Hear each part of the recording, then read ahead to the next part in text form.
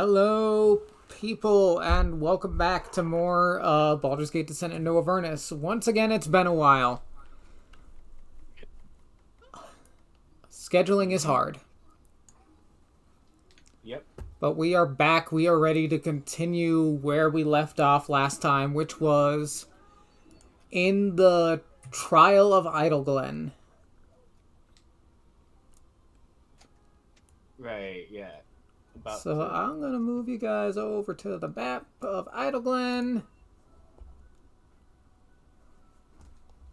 I'm going to move to where the action is. I'm going to get some music going, and we are going to pick up right where we left off. Which is with Yinogu's turn.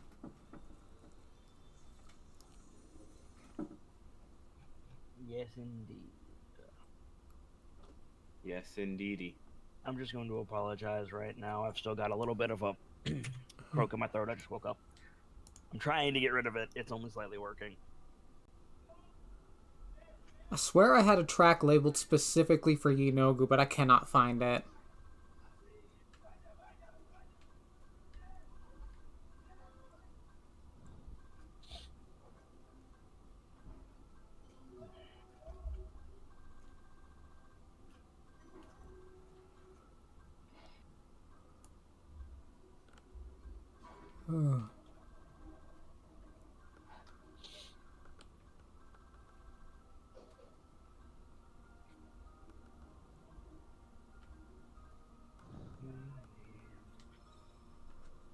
What's the wings marker? Protection from evil and good. Nice. Okay, cool. Alright, I will just... I assume it goes without saying that Inogo is evil as fuck. Uh-huh. Yeah. Alright, we'll put back this battle music and resume the fight. And for some reason, not vulnerable to Radiant. I'm vaguely offended by this. Not really, but you know. He's the avatar of a god. I know. Or I'm not the god really himself. upset It's about a it. little unclear. It's the difference between rank and file demon and demon lord. Yeah, I'm not like in any way actually upset. It's just like, aw. Okay, it is Yinogu's turn. I forgot to pull up his sheet, god damn it.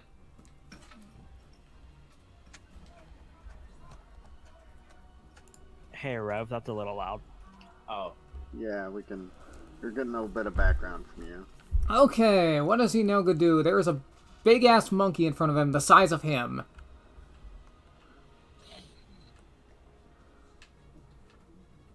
Yinogu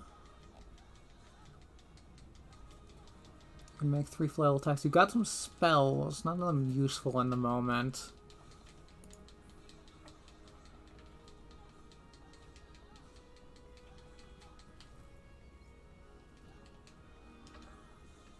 I did, if I remember correctly, I hit Inogu in the face with the corpse of one of his gnolls that lost heart. Uh-huh. Yep. So I'm pretty sure he's focused on me. Yeah. Alright, so there are 3 attacks coming your way, Enki. Did I use my reaction? I don't think so. Okay. Your turn was exactly last, so... Right. I'm just wondering if I have my reaction. I don't think, I think I do have my reaction. I'm asking so that I can, like, Kiri and throw him off. Almost certainly. Cool. Alright. It's been a couple of weeks. Sorry, Yeah. chat. Holidays. So, 3 flail attacks. Yeah, bring it on. Like, literally a flail or, like, Gyarados' flail? Yep. 29 to hit. Yeah, that hits.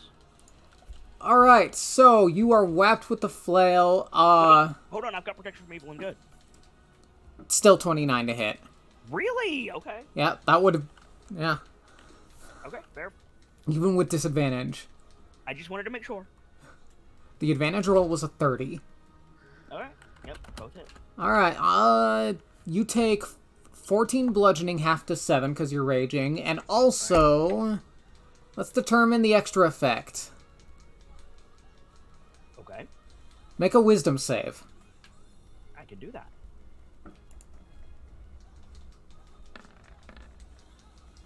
14. That's a fail. Okay. You are affected by the confusion spell until the start of Inogu's next turn. Okay. Which, I need to pull that up, actually. What's that do again? Again, to clarify, is he hitting me with a device? With his Or is flail. Right. I understand he's hitting me with his flail. Does it, like, Gyarados flailing around, or does he have an item that is a flail? He has an item that is a flail. Cool. I hate that it's the same word. Yeah. Okay, confusion.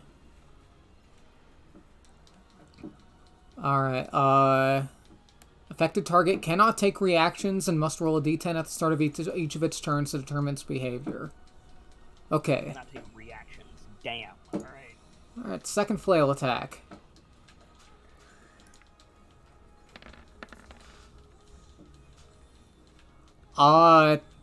Natural 1. With disadvantage. So that would be dropping his flail? Or is he immune to disarm? Uh, A lot of big monsters are immune to disarm, why I'm asking. Charmed, exhaustion, frightened, Raw, poison. anyway. Yeah, it doesn't say he's immune to being disarmed. Cool, so he drops it? Yeah, but is gonna use his bonus action His to pick bonus it right action to up. back up. Yeah, but he might drop it again. Yeah. Third flail attack. 32. That'll hit. Goodness. His attack bonus is crazy. 16 bludgeoning, half to 8. That's an 8. Okay. And extra effect, Constitution saving throw. Uh-oh. There ain't a lot of things that require a con save off of a weapon. None of them are good. Ugh. Oof. Well, Yikes. You are paralyzed until the start of Inogu's next turn as well. Well, I guess that confusion doesn't really do anything. yeah, you're right about that. And nobody else should be taking hits from this guy, I'll tell you that right now. I'm getting hammered. So, let me mark some stuff on your token so I can keep track of that. Sorry, if you don't mind me asking. You rolled a D3 the first time and a D2 the second time. Each effect can only happen once per multi-attack. Ah, gotcha. So I excluded the first one. Wanted to make sure it wasn't a typo. Uh-huh.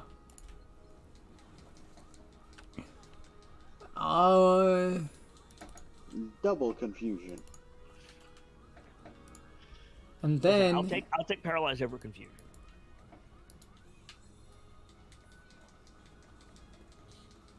At least paralyzed, you can't turn around and smack Milo across the face. Yeah, right. I wouldn't even have to move to smack my lower. And he's going to move to your flank.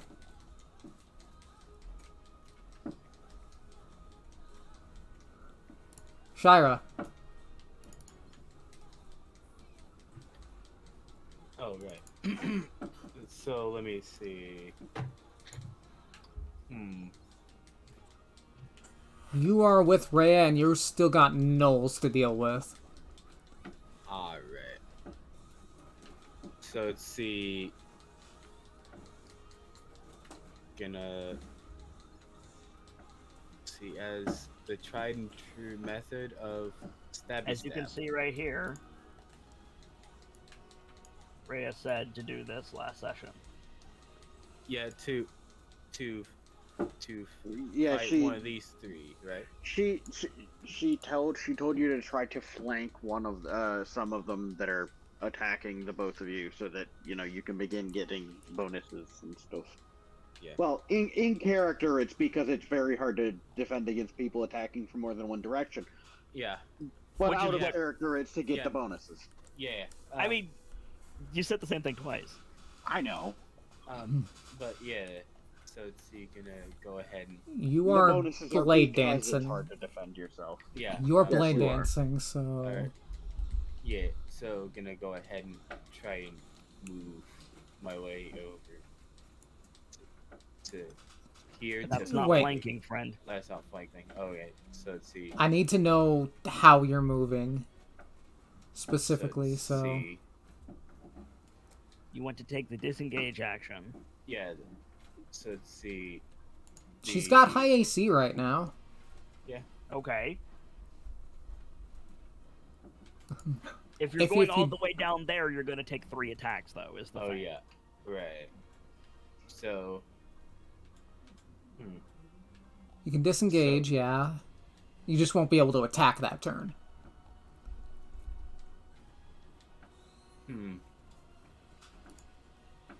Let's see. You want to pass a line from Rhea through a knoll to you to get flanking. Yeah. So from. Any of these positions are flanking. Right. So it's gonna be like here, right? As is this one. Yeah.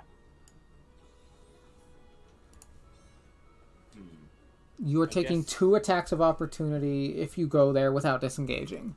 Without disengaging. You're only taking 1 if you go.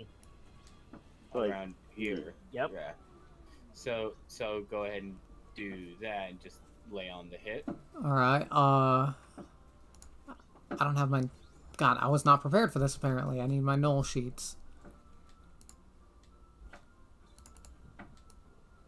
To be fair, I have forgotten so many of them were still up. Who's playing Milo, GM? I can play Milo till they get here. If they you get sure? here. Let me get my Pack Lord sheet as well while I'm thinking about it. Alright, Mr. Knoll is going to try and spear you. Alright. Do you have protection from evil good active? No? 20 to hit. So since it had the armor class is up to around like 21 due to blade dance, that doesn't hit. Alright. Still your turn. Still my turn. So I shall go ahead and try and shink. Damn. Well, yep, that hits. So that is 14 damage plus an extra d8 of radiant because they're vulnerable. So in total at 19 damage to this dude. yeah, and then what pow? Another hit. That hits. 16 plus roll. I got it. Alright. Another 17 damage. 36. Yeah. Yep. Good old 36 damage. And then I'll probably what could I do as a bonus?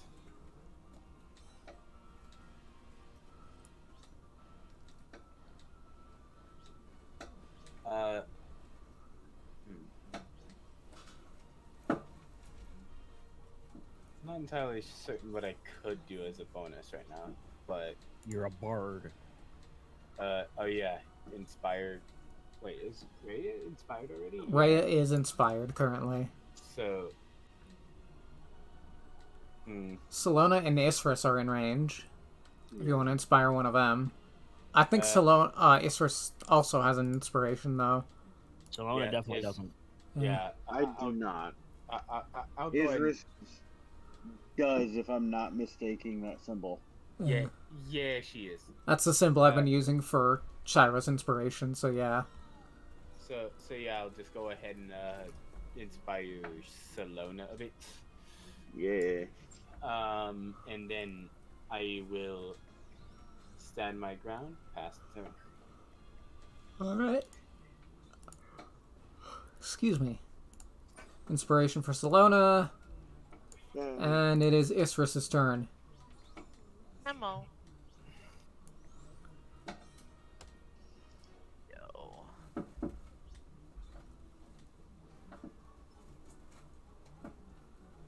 Is this a live one? Yes. Believe so, yeah. Okay. Well, I will Sacred Flame it. Okay. He needs to make a Nor dex the two. save. DC 17 dex save or 11 radiant. That would be vulnerable though. If it hits. Isn't the He passed, isn't it like is just the thing. half damage? No, it's no damage because it's a cantrip. It's no damage if it passes? Okay. Yeah, cantrips are no damage if they pass. But it would be double damage if it hit because they're vulnerable to radiant. Yeah, Yeah. but he passed, unfortunately.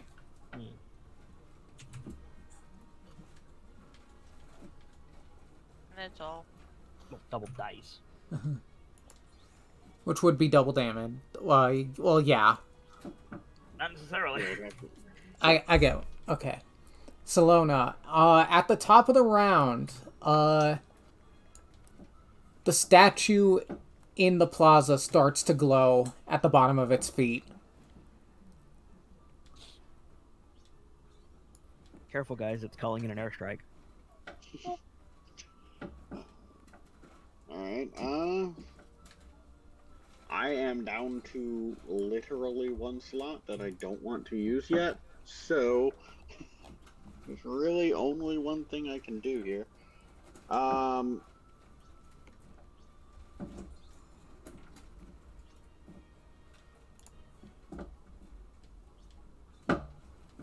The question is, who do I do it to?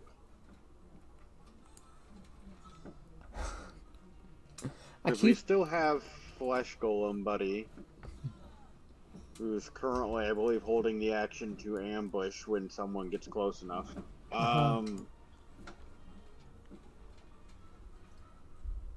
Those two seem to have that mostly under control. Oh, as soon as I get unparalyzed, it's over for this fool. Mm-hmm.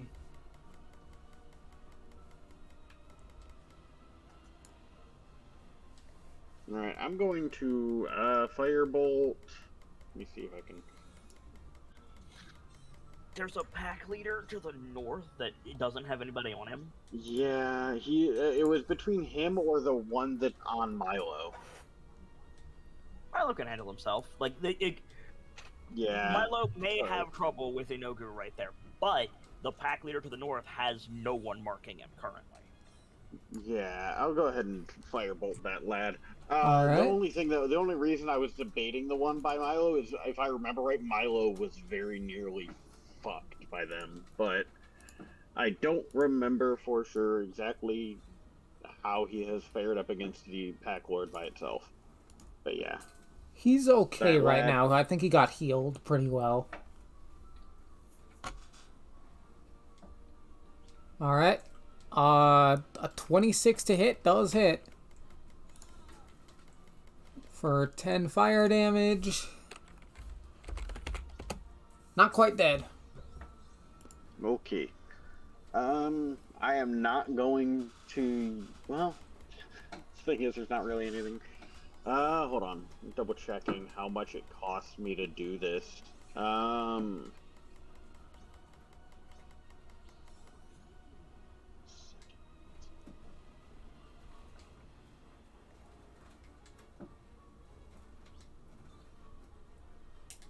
I'm gonna go ahead. No, I'm not going to do that yet. Okay. Yep, my turn's done then. I was debating whether or not I will. Oh, he did say something. Okay. This is right. Yep, my turn's done. The only other thing I could do would be to do something with my sorcery points, and there's nothing I could do with it that's worth doing right now.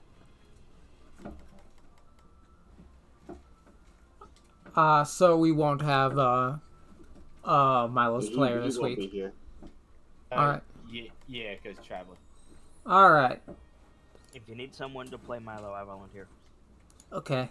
Could He help. volunteers as tribute.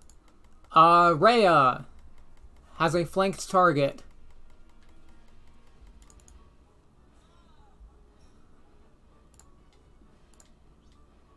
Whack. 25 does hit.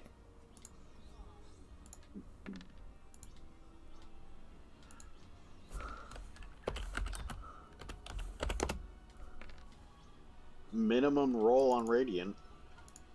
For 16 damage. He's gone.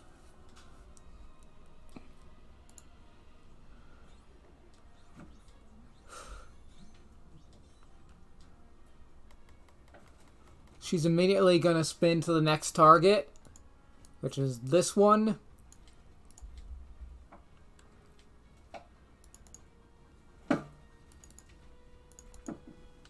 And attack again.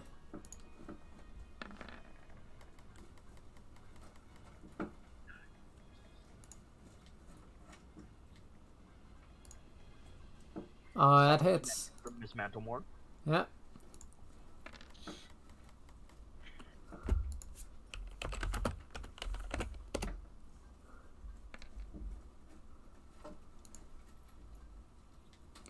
Alright, that is 14 damage to that man.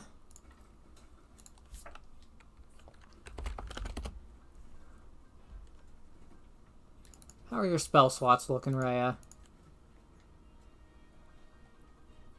Well, you still got a good number of them.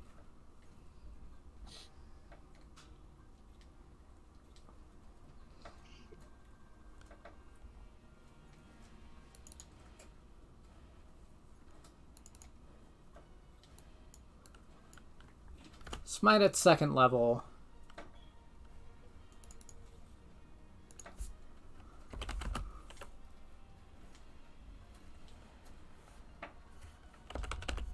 I'm counting these things as fiends for the sake of this fight. So that is a lot of damage. 36. They should be counted as fiends, IMHO. Yeah. That one is dead. Yeah, especially because, you know, their god is, you know, right there. He's, you know, kind of a demon lord. Huh. The only reason they're not counted as fiends is so that they can be dominated at lower levels. Uh-huh.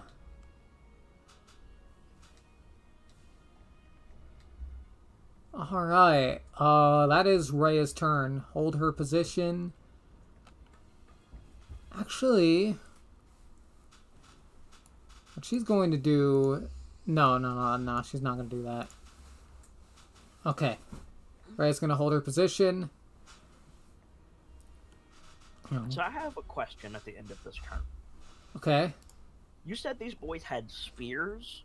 Yes. When on Shira's turn, you said he's going to spear you. Do you not count spears as reach weapons? No, they're, I know what they are in the PHB. yeah. Do you not count spears as reach weapons? That's what pikes are for. That is barely a differentiation, but alright. Well, I mean, in reality, no, but I understand what you're saying, what you're trying to say, Kit. It's... Spears have a lot of versatility to them. Yes, they do. And there's a lot of very short spears. Yeah. Sure, but I still would argue that your reach, using a one-handed shorter spear, your reach is greater than using a sword. And a sword is easily the distance of your arm. But I won't argue the point. Uh-huh. I'm just going with the PHP rules for spears, honestly. Fair enough. Fair enough. Noel's turns. That is gonna be...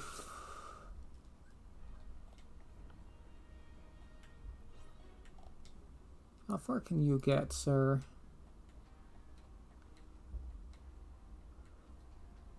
That far with a standard movement?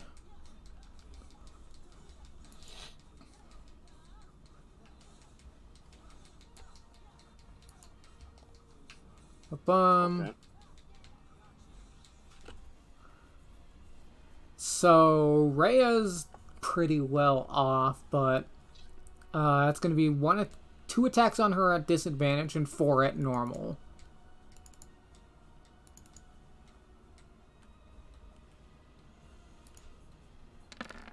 Let's do the disadvantage first. 18 misses. 10 misses, and then 4 normal.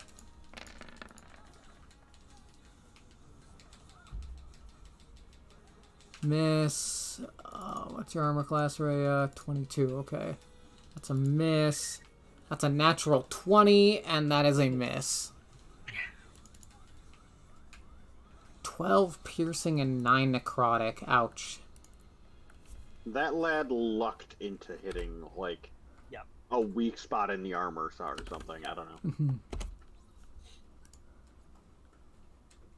That's 21 points of damage to Rhea. Okay. Those are all the gnolls on the board, though. Yep. Milo's turn. Enki, you said you could play Milo. Yeah, I can. I don't have access to a sheet though, Let me change that real quick. or his token. Yeah, edit his sheet. Can be edited by...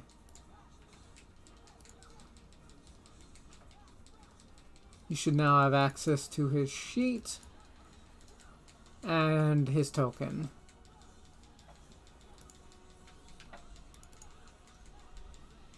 Sheet, yes. Token, no. Huh. Let me try to update the token real quick. Oh.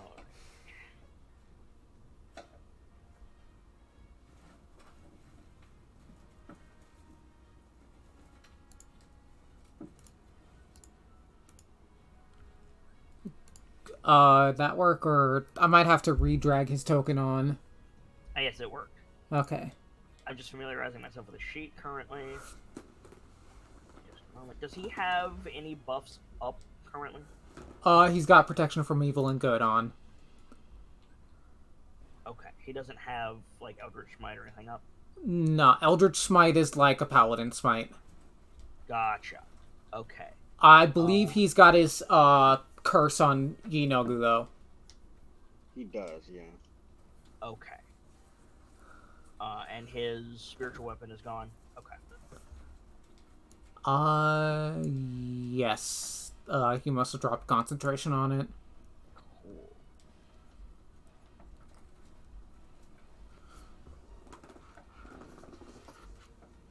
Cool. Does he have any spells left? It doesn't seem to mark on his sheet, that's why I'm asking. I know he only gets 2, but, like, has he used them both? I'm not sure.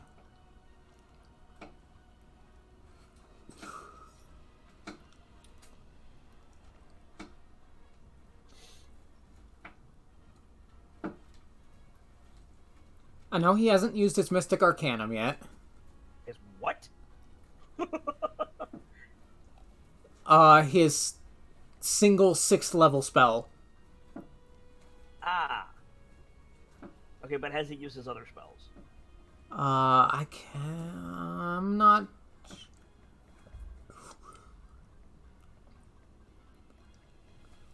I'm not using that. I It's know. necrotic damage. Fair enough. It looks like he's got, his spell slot still. You guys did take a short rest before Yanogu arrived, so... Where is that mark? Under his 5th level slots. Ah, thank you. So I think he's got 2 out of 3 left. He has 3 already? Damn, I thought that was like level 16. Okay. In that case... Let me make sure... Yeah...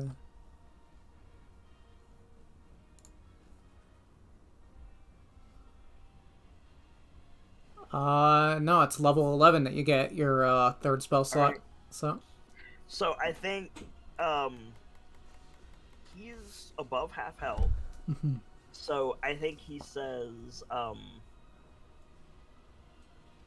something to the effect of like, Enki didn't stop him. It's time for Milo to be a hero. And he's gonna run over here, taking 2 attacks of opportunity. Yeah. Uh-huh. So, first from the Pack Lord. Yup. This dude is rabid right now, so he's gonna bite. Yup. 25 to hit.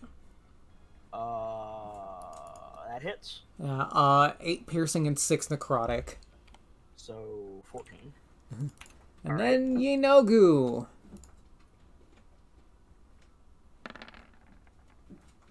33 to hit. That'll hit. 21 bludgeoning. Ouch. Fortunately, no extra effects can happen on his attacks of opportunity. Yes. How much did you say? 21 bludgeoning. 21. Alright, so not the smartest move in the world, but now he's going to use Thunder Step. Oh boy. Alright. And he's going to yeet. It says the range is 90 feet, but it doesn't say how far the actual teleport is, so I'm going to assume that it's 90 feet. And I'm going to yeet back towards the entrance to help cover the doors. Yeah, teleport yourself to an unoccupied space you can see within range. So. Okay, so yeah, I'm gonna go like right here, like right in front of what's his name, Jim. Yeah, I think. Ron. Do those attacks at disadvantage, by the way? No, I forgot to apply disadvantage. The Pack Lord would have been a 21 to hit. That does not hit. So that would be 14 less damage, but Yinogu got a 27 with disadvantage. And then, hey, more damage, more damage. So they both need to make con saves? Yeah. Alright, the Pack Lord shall make a con save. DC 17. He failed. Cool. Yinogu shall make a con save. He's got magic resistance, okay. Also a ridiculous con save modifier. He got a 34. Also, legendary resistances. Yeah. So Yinogu will be taking half, the Pack Lord will be taking full of 26 points of thunder damage. Sorry for rolling that as Enki. Uh-huh. No, that's fine.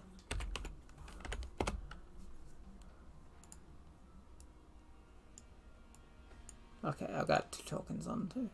And Yinogu will take 13 of that. No, because he's got magic resistance. He would be taking 7 of that. He's just... The magic resistance means he's got advantage on his saves, is all. Ah, fair enough. Yeah, it got changed. Resistance. That's worded cludgily, but no good. Yeah. It used to do something else, and then they changed it. Yep. I miss, what's it called? Damage Soak from, like, 3rd edition. Damage resistance. Yeah. DR. Yeah, DR, that's it. I run it still. I'll have to think about that.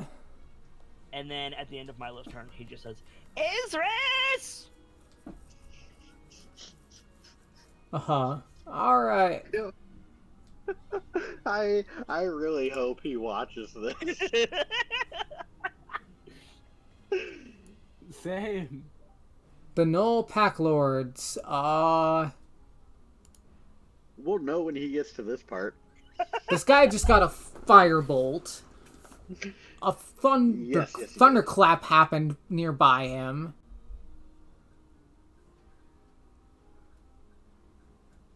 But I think he's more concerned about the firebolt. What's your range, buddy? Wait, you've got a glaive, not a spear. Okay. And he also, they had longbows. Right, this guy's been using his longbow. I don't know if he dropped it or if he just slung it over his shoulder, but they had longbows. Huh, I think this guy's been fighting from a range the whole time, hasn't he? The guy in the north? Yeah. Not when he moved up. He moved up to attack Enki in melee, and now he's no longer in melee with Enki. Yeah. Uh-huh. Because Enki fucked off. What this guy's So I gonna don't do know is he's going to if drop left his is- glaive, then pull out his bow with his bonus action. Am I in And- half cover because of this railing? What looks like a railing anyway? Yes, the you would spear? be in half cover. Okay. We stuck you guys up there for the cover. Well, it's also because anyone who's in melee is going to have a hell of a time reaching us. Gestures at the giant wolf man. Well, okay, not a wolf, hyena, but also I don't think he's that tall. So, He has a flail.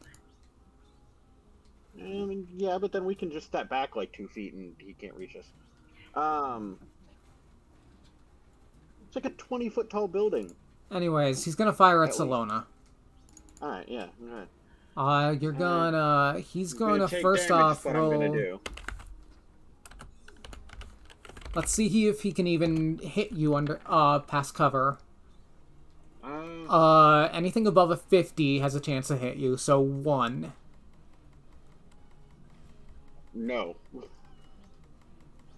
So 1 longbow attack. Not that bad. Okay. That is an 11 to hit. Glory of glories. Somehow that motherfucker missed. So 1. He did just get set on fire. Yeah. So yeah. an arrow whizzes past your head, like you barely managed to dodge away from it, and then another one clinks against the railing that's And I blocking throw a you. birdie back at him. Yeah. The other Null Pack Lord is very confused, and he's also rabid. Mm-hmm. So he's doubly confused, really. I don't see any reason he wouldn't gnaw at the ankles of Big Monkey. Bring it on. You have protection against evil and good, but also you're paralyzed, so this is a normal roll. Okay. Would I not get my dex mod for this? No, you would not. Okay. So my armor class is 17. That's 22 to hit. Yep. 10 piercing and 8 necrotic. So half the piercing to 5. 13. Yeah. And then second attack. 26. Yep. 8 piercing, half to 4, plus 4 necrotic. Minus 8. Alright. I'm doing my job. I'm tanking. But also, fuck. Your turn, you are paralyzed and confused. Can I do anything? Let me look up conditions again, just to make sure. I roll a d10 anyway. Got a 5.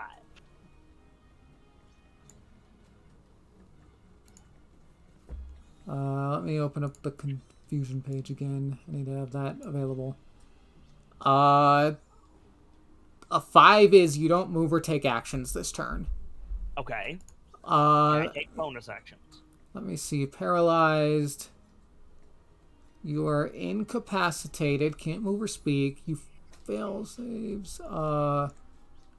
You can take bonus act. You can take a bonus action. But it says I can't move. Yeah.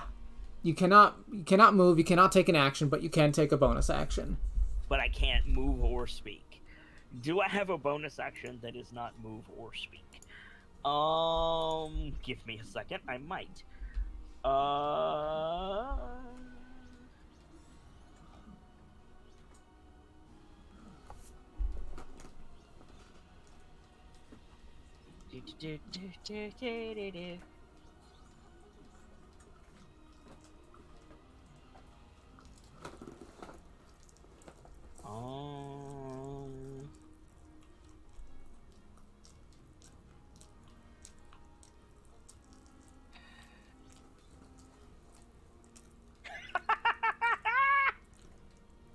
All right, Rafiki. Hey Vader, Yeah. I second wind. Okay.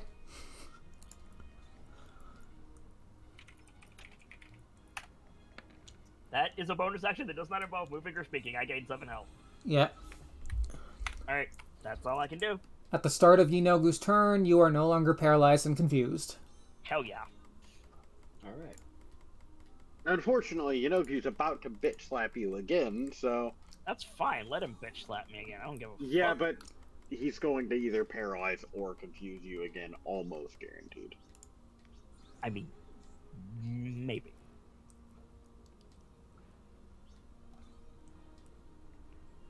And if he does, I'm still tanking effectively, so who cares? I mean, that's true. I'm just saying, Uh, there is the significant chance that you end up in that state once more. hey Enki, for no reason whatsoever, call high or low. Hi. No Okay, reason whatsoever. Promise. he is pissed at this stupid rabbit knoll. Okay. Sure. Why not? The knoll is turned to paste under his flail. Cool. That is one of his Alright. attacks. Okay. So 2 attacks on you, Enki. Okay. With disadvantage. Yes, 23. Hits. Oh, 19 bludgeoning, half to 9. Okay. And... let me roll for the extra effect that happened to the first knoll. Okay, so Okay, you're s- not confused. So...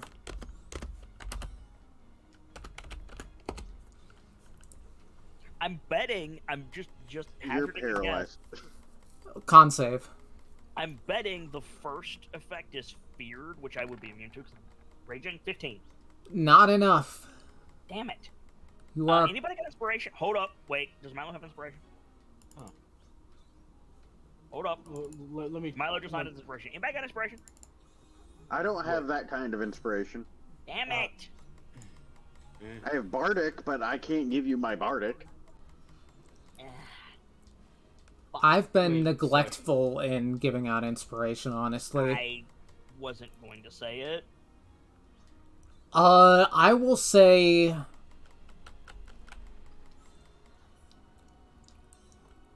Enki, you've got inspiration for I'm using it. saving the guards. I'm using it. There's one 21. thing I'm going That to... is a pass. You are not Okay. paralyzed. Cool. I have a small question that's not super important at the moment because it's not Milo's turn. What's up? His using, I believe it's... Is it Black or Hidden Lord that lets him cast Detect Magic? It's Blick Black, yeah. That's one of his Yeah. Eldritch Invocations. Is that as a is that a full action? It is whatever Detect Magic is normally. He Then it's probably a full action. Yeah. had it up for a while. It's not concentration, I don't think. Yeah, no, because he can toggle It's it on and off. concentration So. up. It's concentration up to 10 minutes. Oh, normally. then he doesn't have it on because he used Hexblade's curse.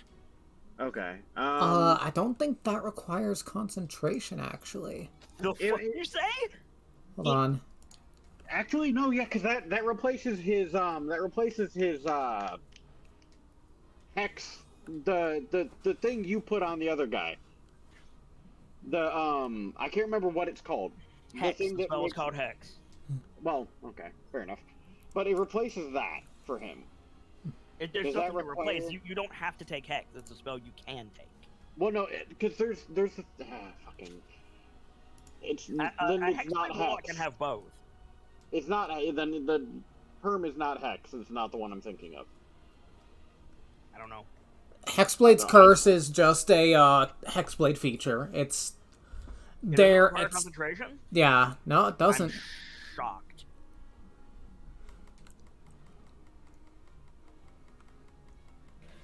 Alright, is Inogu gonna hit me again? No, those were his 2 attacks on you. Okay. All right. Let me see here. Is anybody else getting inspiration before we move on? Like what kind? no, No, I'm thinking about it. It's DM inspiration is what he's asking about. Ah. Right. All right. You're Sorry, good. guys. You're good. Yeah, you're good. Okay. That's why. Yeah. Explain.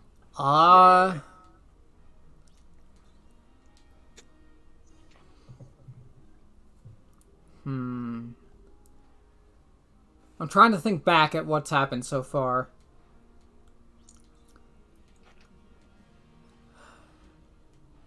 Milo tried real hard to get the priest lady to come out and save the guards. It didn't work, but he tried real hard. I'll pass an inspiration to Milo. What the hell? Bless his heart. The poor lad tried. Shira, it is your turn. All right. So gonna go ahead and.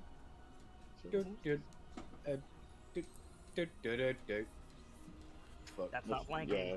No, that's not flanking. So let's see. So, We're gonna be moving over here. let me show you a and then- little secret here. Huh.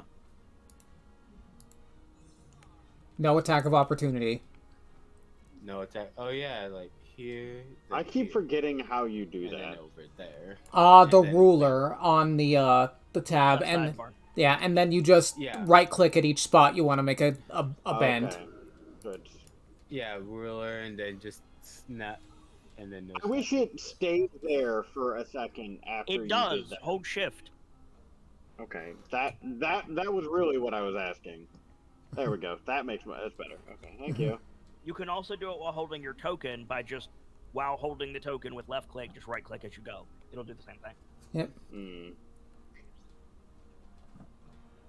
Anyways, Yeah, so over there, and then taking a stabby stab at this feller. alrighty. And two of them, in fact. So Oh. bam, bam. 17 hits, 27 hits.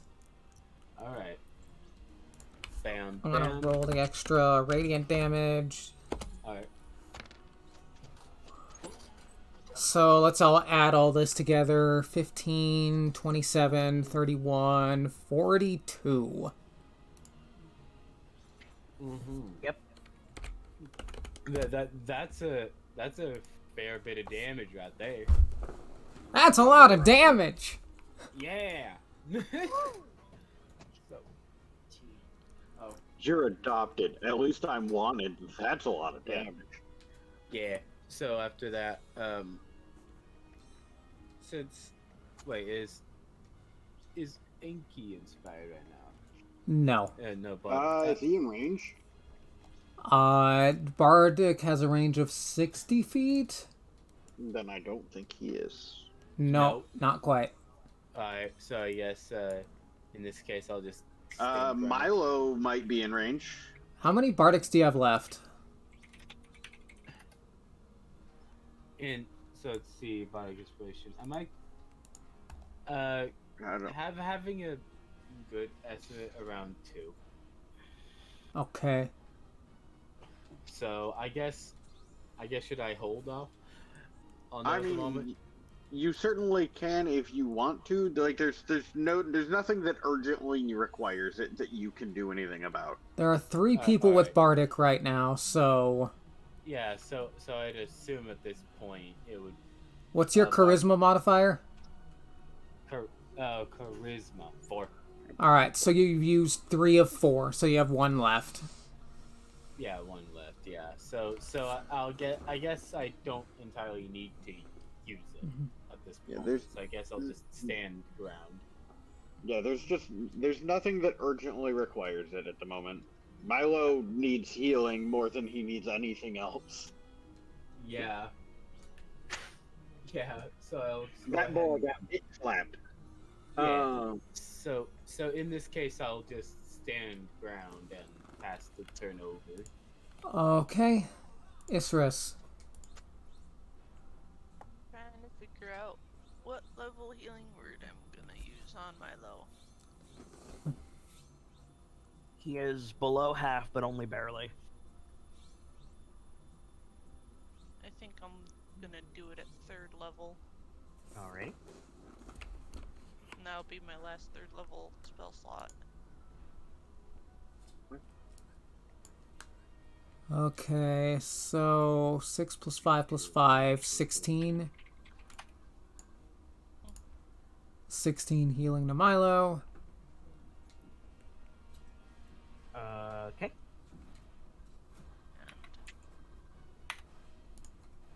Got it. Debate. Set.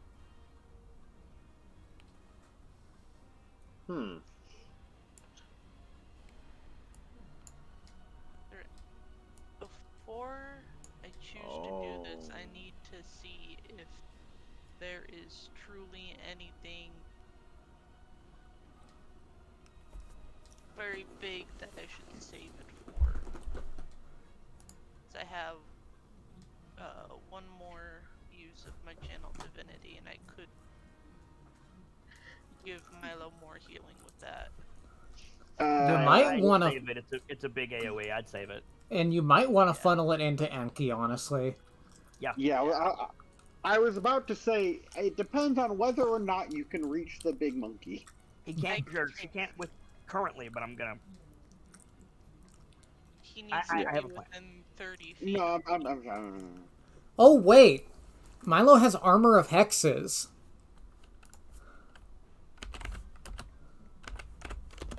okay. Um, Is this something that Milo has forgotten to... ever use? His Hexblade Curse target has a half chance to just completely miss him, regardless of its roll, but it still hit. Okay. Oh, that uses his reaction. For Well, that would now- probably be why he's never... Well, that might be why. In my defense, I didn't know to use that reaction. yeah. It's not. I don't even see it on his sheet, GM. At 10th level, your Hex grows more powerful. Okay, looks like it hasn't been added in. Let me go ahead and add that into his sheet. Had I known, I would have called for it, but I didn't. So Because he should have had that at last level, honestly. Yeah. There. But, I mean, it is Milo. He keeps forgetting to also add, having to summon sickle spell, the spiritual weapon. He keeps forgetting to add that to his sheet. Somewhere that he can actually, use it. But yeah, that's a thing he can do. okay, noted.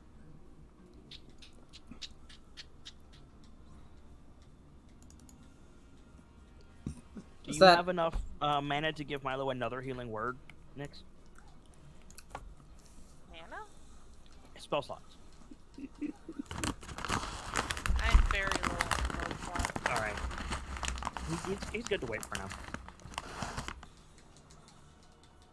God, if they ever decided to shift it over to mana. They do. I run mana on my games. Yeah. Oh. Spell points. There's an alternate rule called spell points. It's better across the board. I would say it probably would be, especially for something like a sorcerer, which I only get slots back on a long. It's so much better for the DM as well, because, like, how do you make a potion with spell slots? But you call it a mana potion and then just be like, what this does is give you back a couple spell slots. Like, Yes, just what it does. that's kludgy as fuck, and I hate it. I mean, it is. It's absolutely kludgy as fuck. I'm just saying that's what you would have to do. Now- It's But- shitty. But now we can do I agree. potions of mana that act like potions of healing and give you back like 2d4 plus 2 spell points. Well, 2D. No. I completely agree that it's better. I'm just saying that's what you would do with the slots. Right. The solution presented is shit. I don't like it. I'm aware. Anyways. I'm not arguing it isn't. Anyways, Isris, are you done with your turn? Arguing it's the Or only one we have. Yes, I am. okay, Okay. it is Salona's turn then. Burn the knoll. Burn the knoll. I mean, I want to. What's in my brain, and the reason I brought up whether or not Milo can use the detect magic, like, as a bonus or whatever, is because the statue's feet started glowing, and I don't know what the fuck that means. We're gonna find out, because I'm gonna throw Inogu into it. It's Oh, fine. right. Top of the round, the light at the bottom of the feet starts to spread up to the statues, like up to its ankles. Okay, the statue's the coming fucking alive. Gundam is powering on. Yeah, that's what I was about to say. The Big O at showtime. Get in the fucking mech, Milo. You all hear a voice. You all hear a voice in your head. Hold fast! Help is on the way! What god was the fucking... I don't remember his name. It's Zariel. It's literally Zariel. No, it's not Zariel. It's not. The town worships Lathander, but the statue is of Zariel. The statue is of Zariel, but there was the inscription on it for Lathander. I'm pretty sure... The town worships Lathander, and... Okay. Yeah, like, because remember there was a whole thing about you getting confused between Lathander being the god of, like, darkness or light or whatever the fuck it was. I get Lathander and Kellenvor confused for no good reason. Yeah, that. Well, given that I just had an arrow whiz by my head, I'm going to go ahead and say what the did what the statue said on it, and rapidly throw a prayer up to Lathander, because holy shit, that nearly fucking killed me. You gain protection from evil and good. Yep. Because otherwise my character had no way to know what the fuck that did, but she's just gonna do it because holy shit, that nearly took my head off. And then I'm going to throw a firebolt back at Dick Weasel McGee, along with another... God damn it. Spell fizzles. I'm sorry. I'm not laughing at you. It's just whenever a D&D player does that, myself included, it's always funny. That's right. I'm gonna do this awesome thing. I have a power-up speech and everything. Fuck you, natural one. God damn it! Cello. I will Cello. Surely I'll give a goal. I literally did that with an enemy once. There was an orc commander, and he was like, "I'm going to kill you all." Brings the giant battle axe down on the tank. Nat one. The tank's just fucking uppercutted him in the jaw. Let's see. Cello saying. This is the second time that has happened to me this campaign, because I also tried to do the only thing you're about to feel is oblivion to like a fucking like chain devil when I had him on the ground over at Harriman's Hill. Let's see. Cello saying to himself, surely I'll get a good roll. Completely clueless. I'm good. Neffel says Anywho, by the way, is your firebolt calculating correctly? What's that? Is your firebolt calculating correctly? What do you mean? Well, if you don't mind, GM, I just want to roll the damage on that real quick, because the last time Salona did it, I thought I saw an error. Do you mind? Uh-huh. Oh, no, it's 3. Okay. You just rolled like shit last time. Never mind. Yeah. Yeah. Yeah. I thought you were only rolling 1d10. Nope. Completely ignore me, then. Alright, is that your turn, Salona? Yeah, that's it. Alright. Rhea. Do some work, ma'am. First off, she's going to attack the knoll. She's flanking. She has advantage.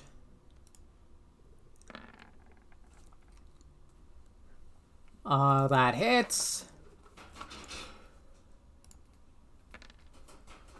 It dies. I don't even need to roll the extra radiant. Spin and attack the one that was flanking her.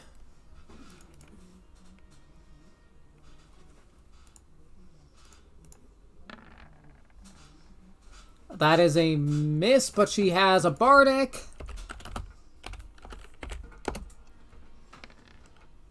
Yo! That is a hit. Wait. Is that a max roll on the Bardic? No. I rolled d10 and got an 8. Don't ignore me. I ignored that right above it. Good one. 16 damage, it dies. Nice. Spin back around. Don't you have, like, good bonus actions? Yeah, dummy. What does Shield Master do for you? Bash their skulls in. I get a little bit. Yeah, she can use her bonus action to make a shove. She's gonna try to knock this bastard prone. Why haven't I been doing this more? Because you've been smiting. Uh-huh. Fair Which is not a enough. bonus action.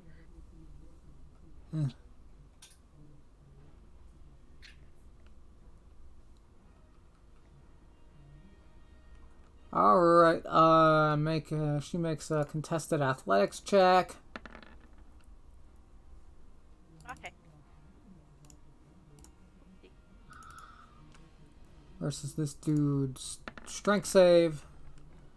The boy failed. He is knocked to the ground prone.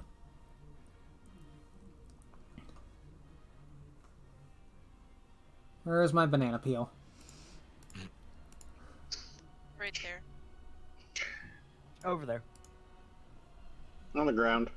And she's just...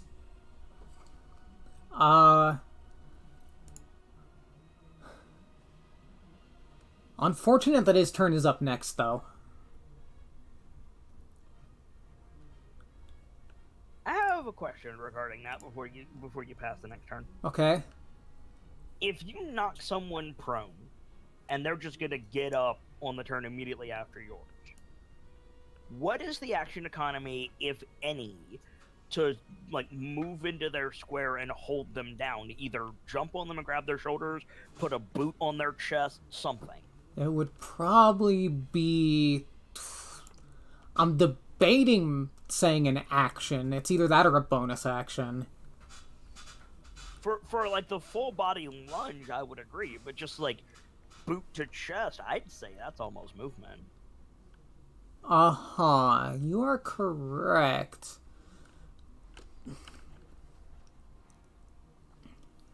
Also, does a character that is knocked to the ground get their reaction in the process of the character that knocked them down moving to jump on them? I don't think so. I also don't think so. So, Rhea will... As she knocks this dude down, in one fluid motion, she goes and leans the weight of her plate mail on his chest with her boot. There you go. There you go. So, he is pinned. He's gonna have to make a check to try to break out of it. That makes knocking prone much more effective. IMHO. Uh-huh.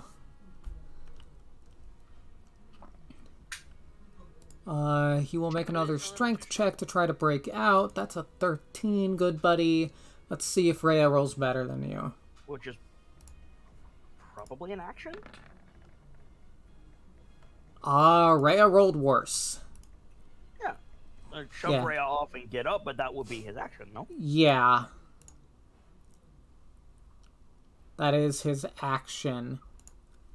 And he does not really have any bonus actions, so...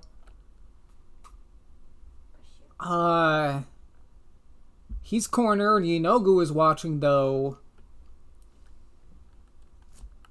Nah, I know he's not really paying attention. He's kind of occupied.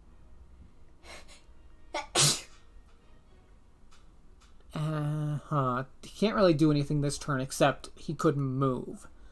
But where? Nowhere's really good for him. So he's gonna hold his Nowhere's ground. better than where he is, yeah. Yeah. Milo's turn. Salona, I think you meant to do this. 24 and 14 to hit the null pack lord. The first one hits. All right, little warlock. I'm gonna use I'm gonna use my inspiration to reroll that second one. Okay.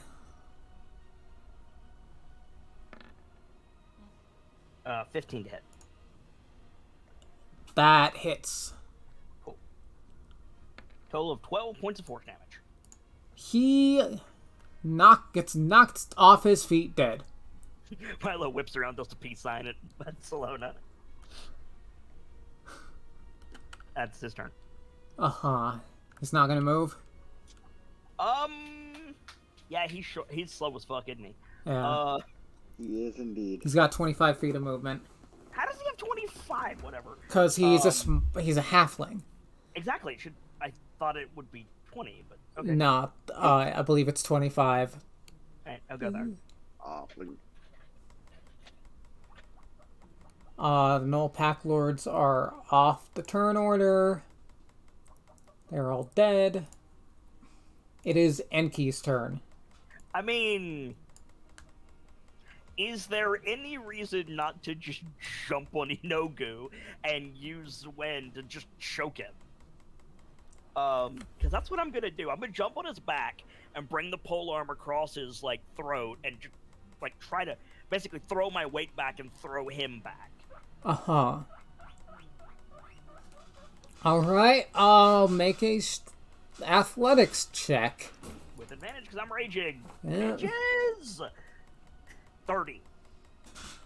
Alright, let's see if he can beat that. It is entirely possible. Why don't you have athletics, Inogu?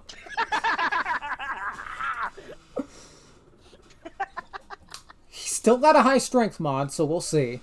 Yep. Actually, nope. So you jump on Inogu's back, bring Zwen across his throat. Not the blade, like the handle. Grab Yeah. it from both sides, put him in a full Nelson, basically. I gotcha. And then I want to try to flip him over my head. Uh-huh. I was here, and then just, yeah. Uh-huh. Yeah. You managed to do so. Dope. Is he prone? Yes. Is he over here?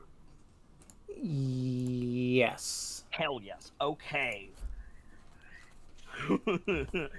Damn, just chucking an avatar. You don't see that every day. Right. So he's on the ground. I am immediately going to follow up with my second attack with Zwin, and I'm going to use my stunning fist if I hit. Natural 20, baby. Let's go. Oh boy. Oh my. Where's my stunning strike? I know it's here. Bam. Target must make a con save, but he's also going to take 18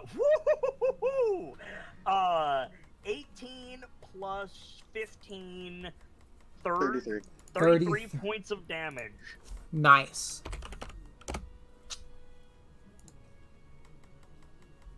He needs to make a con save. I believe the DC is 16, which he'll Alright. probably pass, but he might not. We shall see. The likelihood of him passing is actually he needs a natural 1 to fail. Okay, noted. Yeah, it's a 24. Okay. Goodness gracious, he has a plus 15 to his... Okay. Well, that's one of the saves he has proficiency in. Fair. I mean, I'm gonna just freaking spin a point of key and flurry of blows. I'm not trying to stun him. I'm just gonna hit him. Uh-huh. Both of these, I'm gonna try to pressure point strike the arm holding the flail. Okay. Called shot. I want to try to disable that arm. Alright. 29 and 24 to hit. What's your armor class, buddy? Those both hit. Awesome! So 9 followed by 9. So 18 damage to that arm. He needs to make a couple con saves.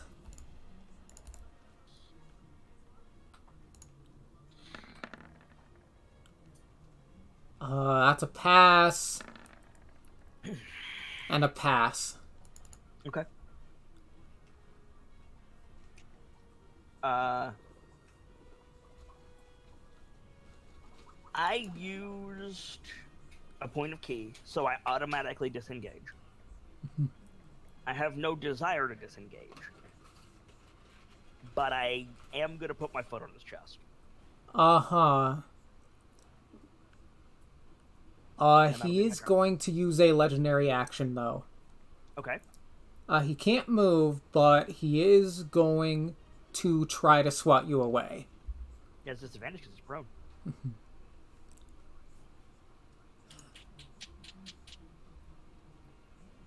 Yes, he does. Okay.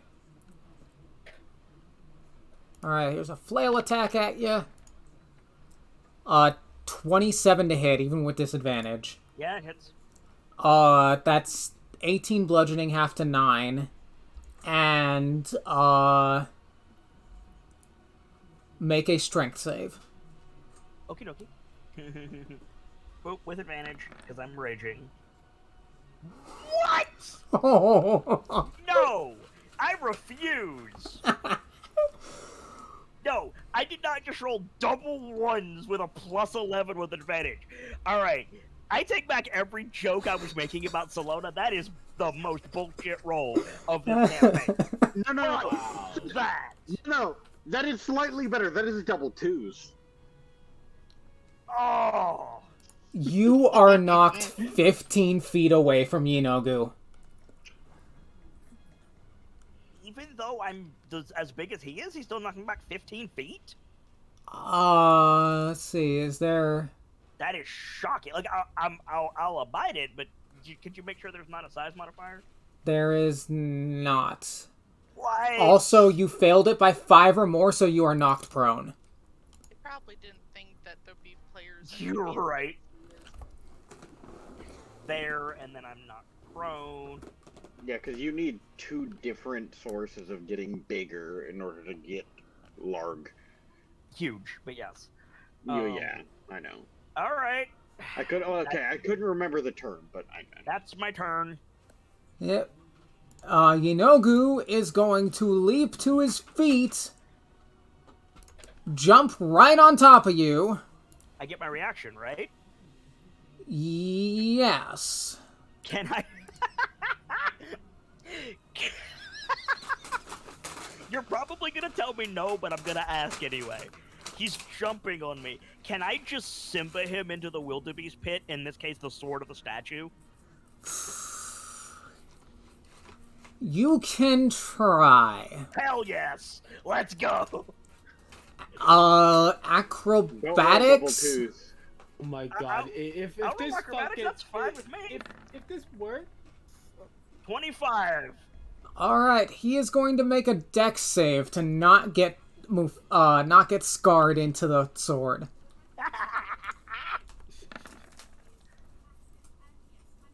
Are you kidding me? Yes! He rolled a 24! Let's go! Brilliant stuff. Brilliant. I'm gonna jump on the big monkey! Yeah, right. Long live the king, motherfucker. Let's go. Oh. That's a completely different scene, but you know. So he So fails. if I just You... roll twos. How do I calculate the damage of this thing? It's not infused with holy yet.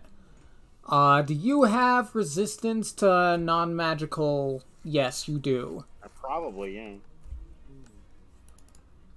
still probably gonna be like a decent amount. And this is why you never jump on the monk. Uh-huh.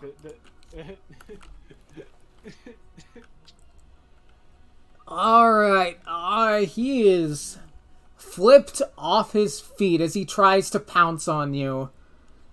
And he is knocked into the blade. Yes. Let's say this is going to do... It's a big object. And he It's lunges sharp. at it, so he's got, like, weight behind it. Yes. So it's going to be a rather forceful shink straight through the skin. Is Yeah, what- right? Let's say... I want to point out how tiny his fucking waist looks compared to how big his upper body is. Right? this much damage. Alright. That's gonna be halved, because resistance to non-magical damage. The main point is, I'm hoping, I don't know if this will work, I'm hoping to stick him to the sword. Uh-huh. Yeah, let's see if it pierces enough to do damage. That's 15, so he's gotta make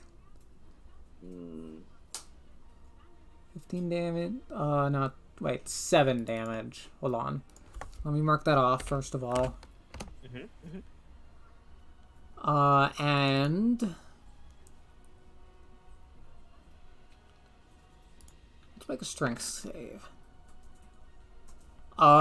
He passes, so, the blade pierces his skin, but does superficial damage, and he's able to pull it off. Fair enough.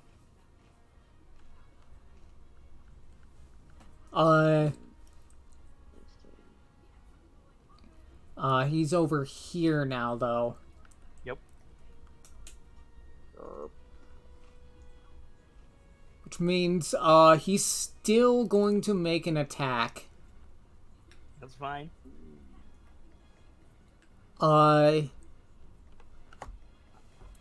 You are currently prey, which means he's going to try to make a bite.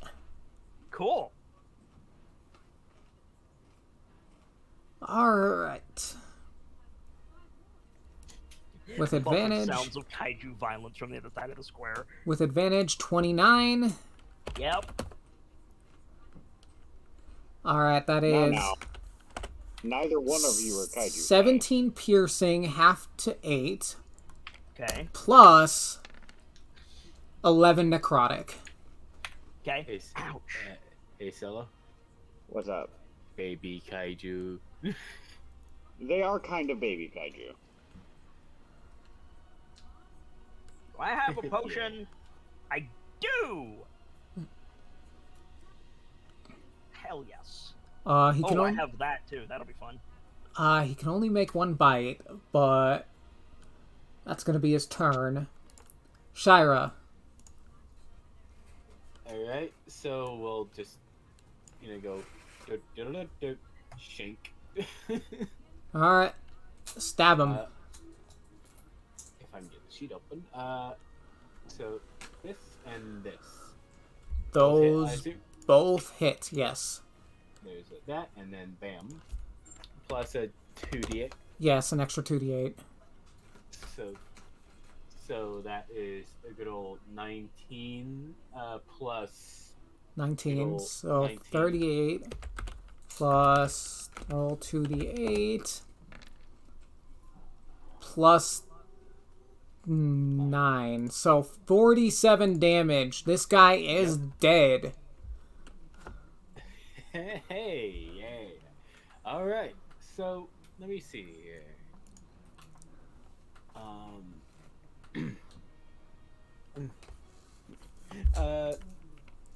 So with the pack basically gone at this point. Yes, all the gnolls are dead. There's just Yenogu left. Yep. With a perceived voice telling that reinforcements or some form of help will arrive at some point. So let's see. Let me see what I should do. Of course, there's these fellas here. I'm not entirely, it seems that at this point, even with moving, You might want to move towards the action if you want to get in there. I was probably thinking of, if you move, you can also probably get in range to give Enki inspiration. I was I was thinking of that, and I was also thinking of perhaps tossing a lance their way, but I'm not entirely certain. You already if used that your would action. Already used the action. Oh yeah. So I But guess you- I'll just go and move. So I'll Yeah. just move a little closer, like around here would be enough. You've got like 40 feet of movement, so Right. So it's around like here then. So I yeah, will you then. can move there. I'll go ahead and inspire Enki, And go. and then Fuck knows I need it. and then I'll stand ground a little bit, All right. and then let me see. That's gonna be my turn. All right. Isris. One more And- thing to- Don't worry, I'll move closer soon. And Yeah. by the way, I was considering lancing, but I was like, I'm not entirely certain if it would be a smart idea given the fella. Well, you might could. turn You wouldn't be able to this turn because you already attacked. Yeah, I already attacked. Yeah. Don't. Yeah, I can't wouldn't do that. also get too close to the baby kaiju fight. Partially because we need at least I need them to come a little bit closer. Which Solana has delivered as a, hey, please try to let them come a little close. Yeah. But also because Enki is going to try to go that way, and you don't want to get in the way of baby kaiju fight. You really don't. You're gonna get Yeah, no. steamrolled. No, Yeah, no. That will be a surefire way for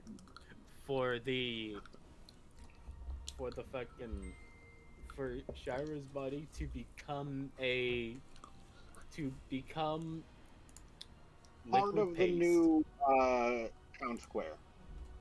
Yep. Or just That You know, smear it- over it's just there kept- used to be a dark elf. yeah. Or just that smear, that pile of ketchup. No, we're crunchy and good with ketchup, and that's a dragon thing. Oh. yes, that is in fact true. Huh. Says the dragon. Granted, that mostly applies to knights, which the closest thing we have is Rhea. Uh-huh. For you are crunchy and good with ketchup. All right. Don't mess Yep. with the affairs of dragon, for you are crunchy and good with ketchup. Isris. It's your I've turn. been trying to say.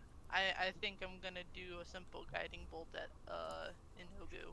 All right. Ye- Roll Ooh, the guiding bolt. attack. Are you flanking? As of now, I believe. So Yes, you are flanking. I need to move up in order to be flanking, but that's simple enough. To make sure I click this off. Forgetting to. Roll that bolt. 15. Oof. Roll that beautiful bean footage. That misses. You've got can I you've got a click bardic bardic? though.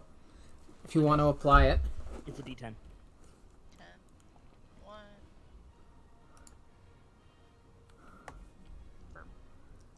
Nice. Hey! 5. That does hit. Wait. For 12 radiant. And the next attack has advantage. Yep. I shouldn't shoot at him go. then. I shouldn't shoot at him. I already have advantage. Kelowna, be a Dio. Make him weaker. I pass my turn. All right. Can I do that? Top of the round. That means hit him big time. Okay. Hit him. I mean, The there's only the so glow much of the hitting him I can do, unfortunately. the glow of the Go ahead. statue spreads to the waist. Okay. Alright, I'm going to go ahead and pop up here so that I also get would be able to shoot for advantage at the moment. Mm-hmm.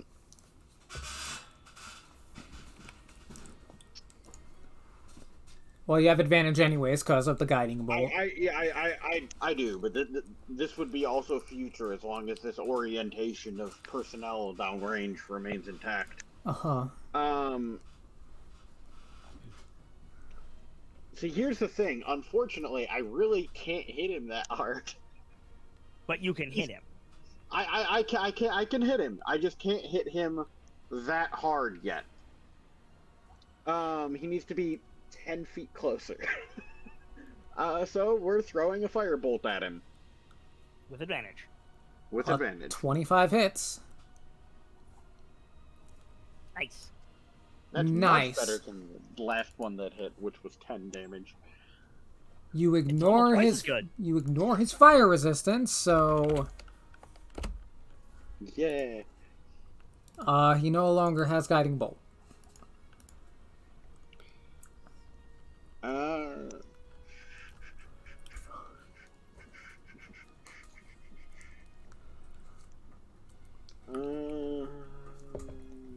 I'm going to go ahead and burn 2 sorcery points to do it again. Nice. That hits. 16 fire.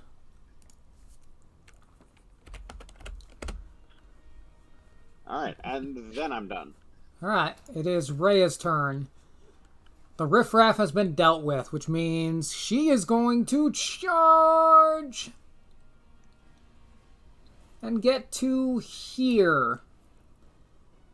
You've got your bonus action. You are going to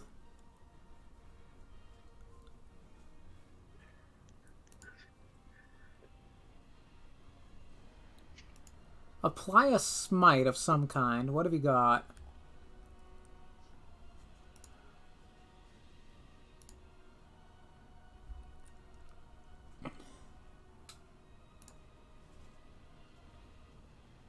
Okay.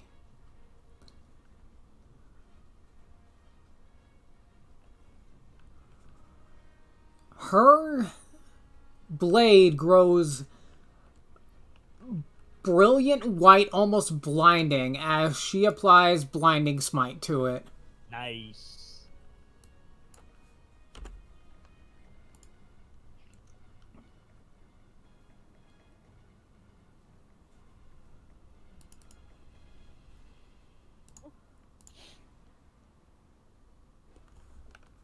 Do I have like a glowing sword token? No, not really. No. Dad. Bad panda. I mean, it's blinding smite. There's the eye with the cross pupil.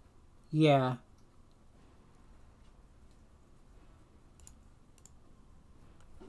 Alright. Tokens for the smite spells would be cool, though. Yes, well, Sibs is working on it. Sibs is working on a lot of stuff right now. Okay. I agree, though. Yeah. That's her turn. The gnolls are done. It is Milo's. Okay, so I've been thinking about this, and I need to interrupt the flow of combat for a rules arbitration. I apologize. Okay. Milo is a halfling, which means he can exist and move through the space of a creature that is larger than himself. Yes. Yes. He also, like it specifically says nimbleness. Could I argue it won't prevent an attack of opportunity, but could I argue that that would allow Milo to dodge around the grappling kaiju? Yes. Second question. Does it have to be from below? What? Can you use halfling nimbleness in a direction other than beneath the... Because the spirit of the ruling, the spirit of the ability is that you can dodge between the ogre's legs. I get that. Does it have to be from below? No, I'd say you could also hopscotch over, like, people. Cool. Or God.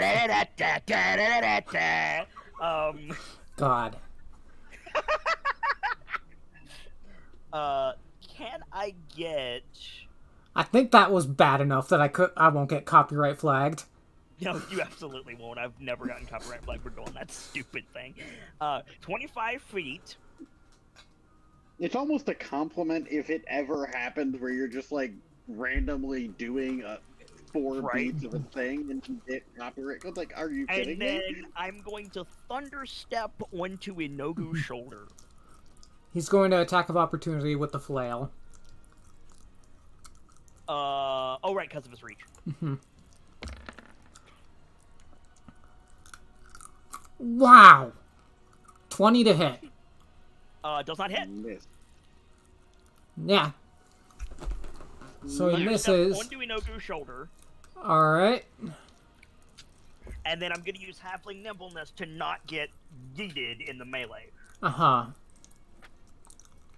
Con save. He got a 33. He'll take half. 13 So, damage. 13.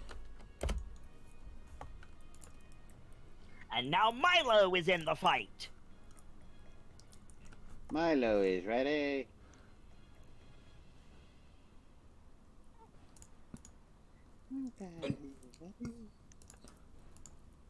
Here, let me, move your token to the front. Move Milo's token to the front. There we go. I was about to say. Suddenly, Milo has become Inogu. That'll be his turn. Alright, Inogu snarls and, he's gonna try to use a legendary action to swat, Milo away. All right.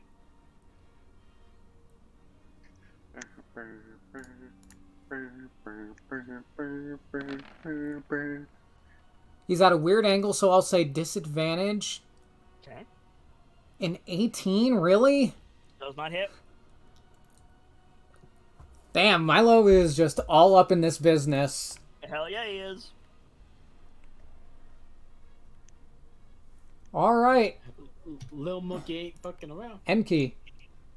If Milo has seen so far, it is only by standing on the shoulders of giants.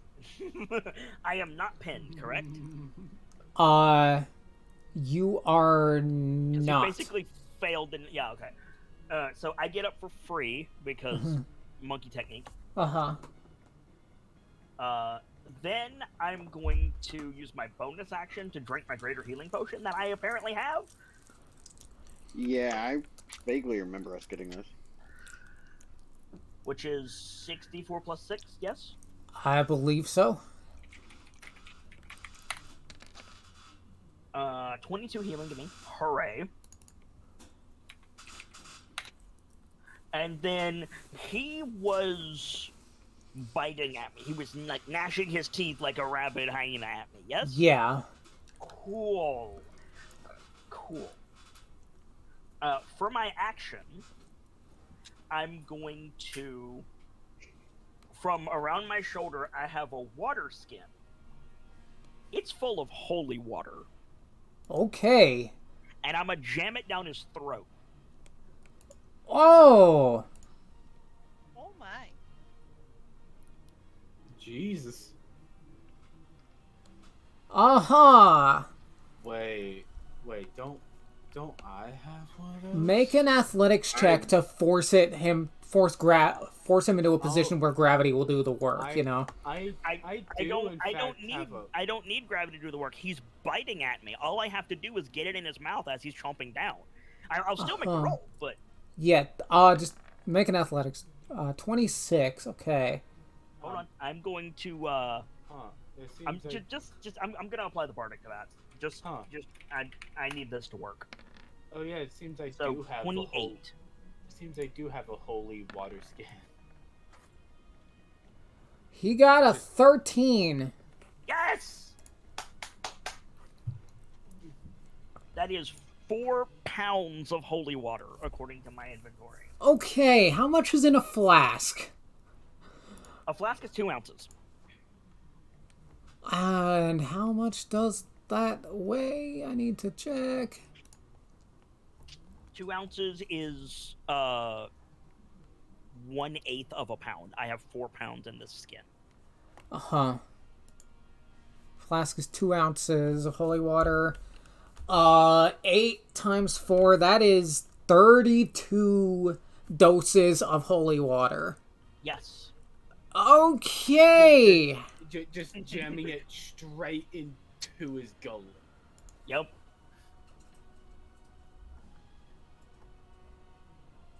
What is holy water? Wait.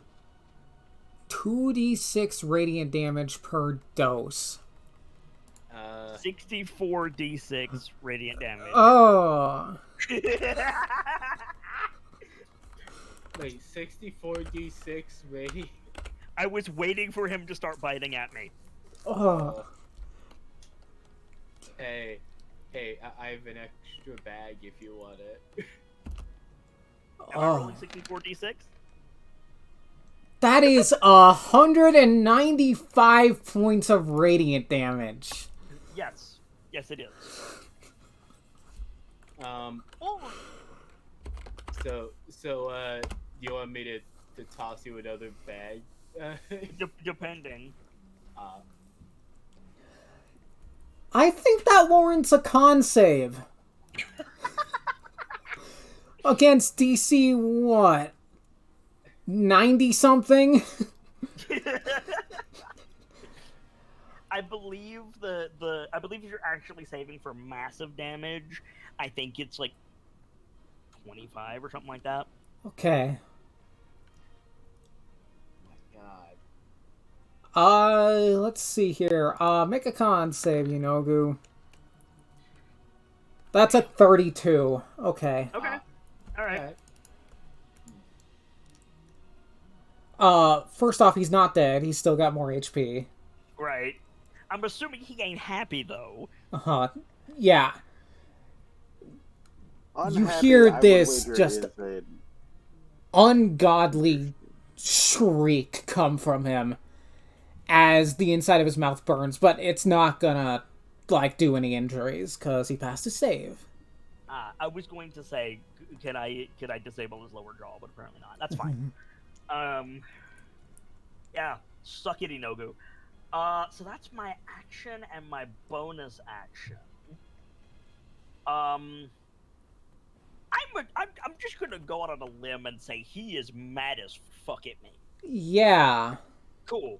I'm going to run back towards the group. Can I grab Milo off of his shoulder, or would that be action economy? I'd say you can. Cool. I am going to grab Milo and run back towards the healer. Which is 55 feet. I should be fine. He's already used his reaction. Zoot. Zoot. Set Milo Hey. down there. A Zoot suit riot, And then, riot. and then Milo gets sat down. He whips around. He goes, Oh dear. "Get him, Ron!" yeah. Okay, command issued to Ron. Alright, let me get the Fiendish Flesh Golem Get him on one. page. That's Enki's turn, by the way. Uh-huh.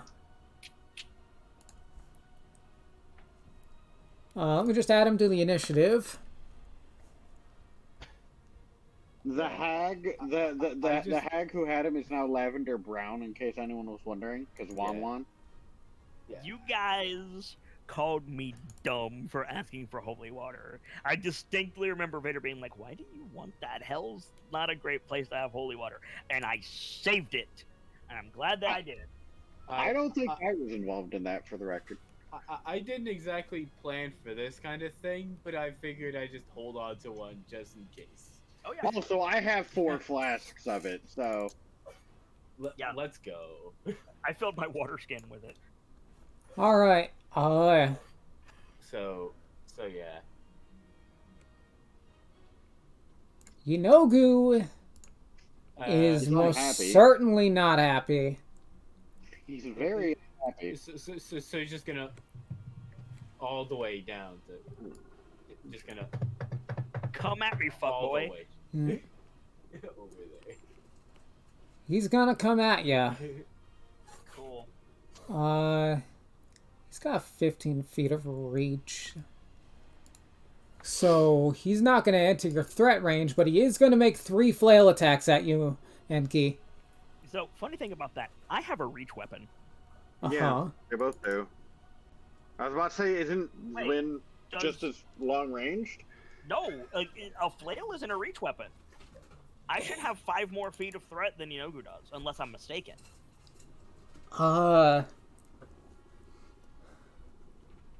It says he's got a reach of 15 feet with it. I should have a reach of 20. Okay. Because I'm currently huge. Because normally I would have a reach of 15, 5, large 10, huge 15, but then I have a reach weapon on top of that. Yeah. So I should be able to take a reaction against him. Okay. I'm not going to, but I should. I want to save it for my Makiri. Alright, 3 flail attacks at disadvantage, because protection from evil and good still. Yep. Okay.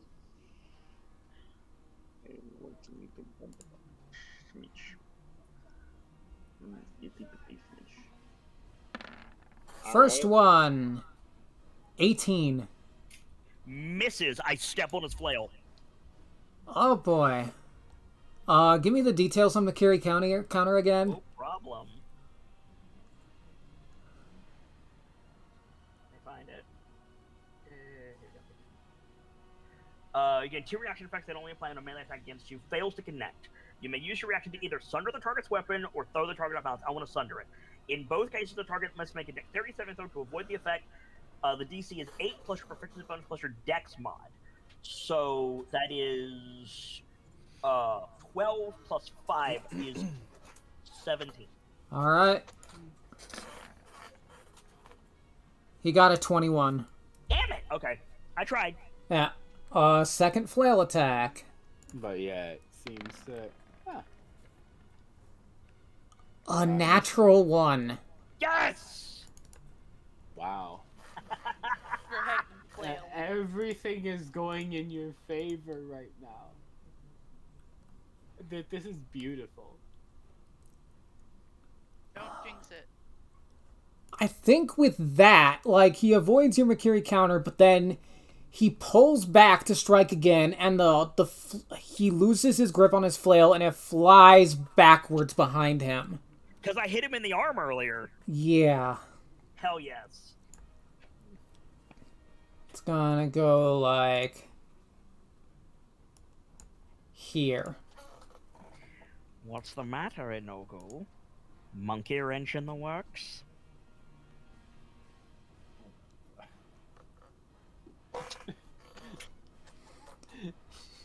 Oh, he is mad, but he need...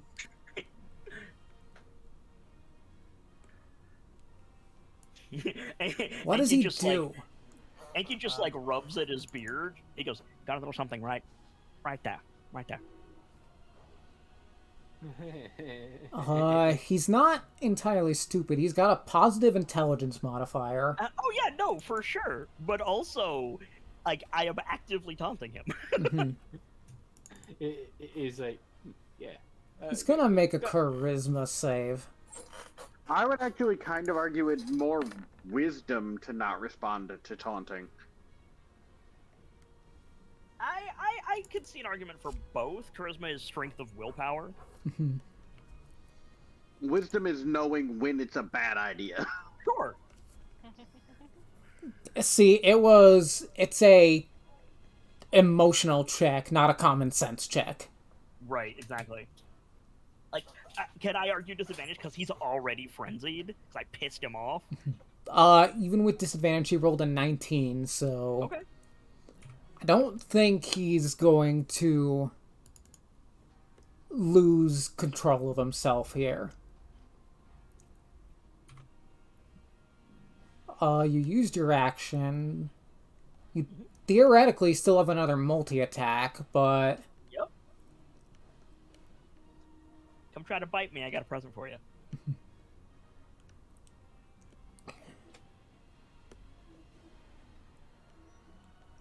I think what he's gonna do is actually... I didn't take the Lord of the Hunt for a coward. gonna make Somewhere over on a top of it. claw attack. Alright. Odin's Ooh, also there going, we hey, go. yo, man, that's There my we job. go. Come on. That's a natural 20. Yes, it is. I don't give a fuck. Let's go.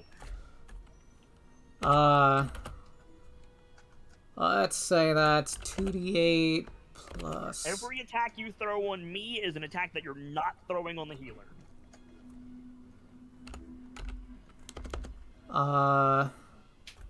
What do I roll for his necrotic damage on his bite? 3d8. Okay. The claw isn't going to be quite that much, but...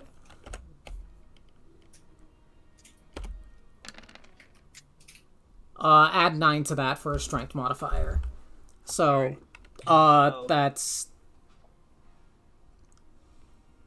7 plus 9 is 16, half to 8. Yeah. Plus 10. So 18. Yeah. And then he's gonna whip around and he's gonna go back and grab his flail with his bonus action. Alright.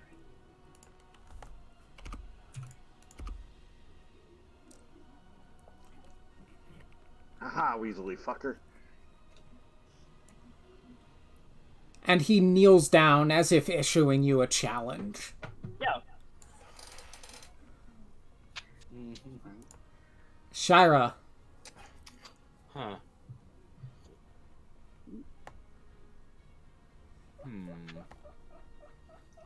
I will not get closer to them. I Just would. try and fuck them up from here. Just a reminder that you can throw your blade to end the blade dance. Yeah. Try and get. Go kaboom. Yeah, try to kaboom the feller. Okay, make an attack with your rapier. Yeah. If you end the blade dance, your AC goes down. That might not be wise. True. You've still got, like, 3 or 4 turns left of it, right? Yeah. There's also the option of Psychic Glancing him.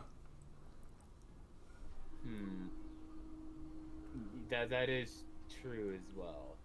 I think I want to retain the blade dance because of AC. So here goes nothing, Lance.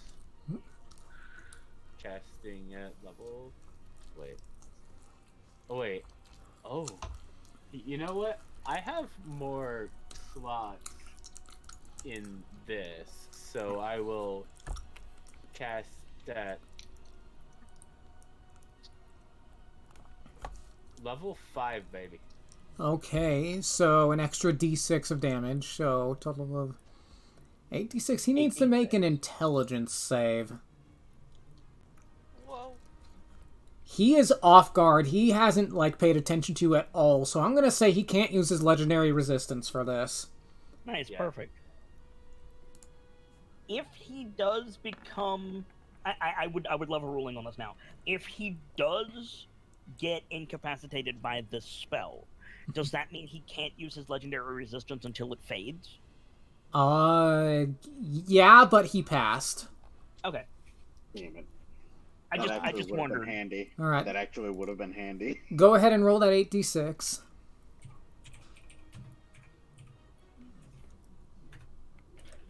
Okay, 30, half to 15 psychic damage. Still solid. Yeah. Alright, so As he gets blasted by the psychic lance and completely off guard, turns towards you with a snarl. Legendary action. Oh, is that... Oh, by the way, is that the end of your turn? that was, let me see. I believe that was, yeah. Okay. You want to stay standing right there? I think I'll just, like, let's see. Should I just like fucking? You are bolt? not protected by any of the tanks where you're Yeah. standing. Yeah, I'll just like bolt like this way probably. Alright, 40 feet of movement. Can get you there. Yeah.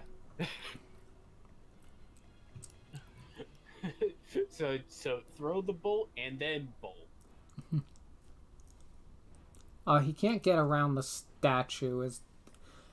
He needs to go into Enki's threat range to get to you, but he's going to use his legendary action to move up to his speed, which is 50 feet.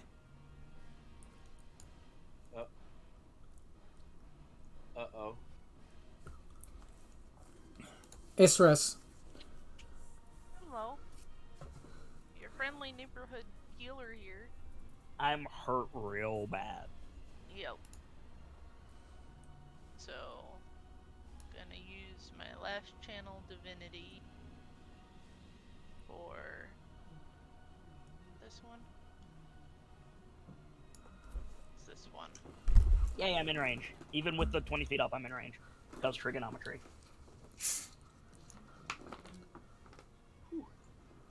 Can't remember. 5 times. Restore You're number also like 4 to 5 15 times feet better. tall. True. That's a... I'll worry about that after the game. So, throwing 40 healing on Enki. Oh, thank you. Nice.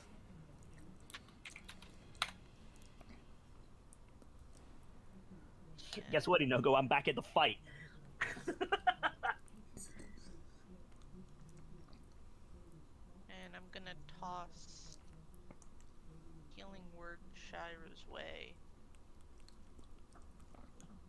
Thank you. First level though. Did you say first level? Yeah. Okay. Add 3 to that. Alright, so you get 12 healing, Shira. That's still solid heal. Life clerics, man.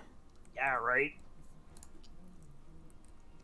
And that on a bonus action. That's Yeah, absurd. right? Like, you just topped off a first level barbarian with a first level spell. Like, that's great. Let's go.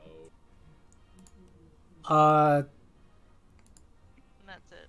You had 39 health before, right? You only added 2. According to what I'm seeing on your token. 41. You should have 51, I believe. 51, alright. Alright. Alright. Alright. Top of the round. The statue glows again.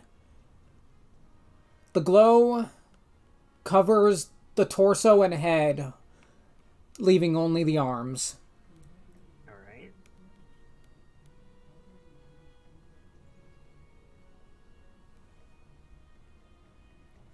Salona. Mm-hmm.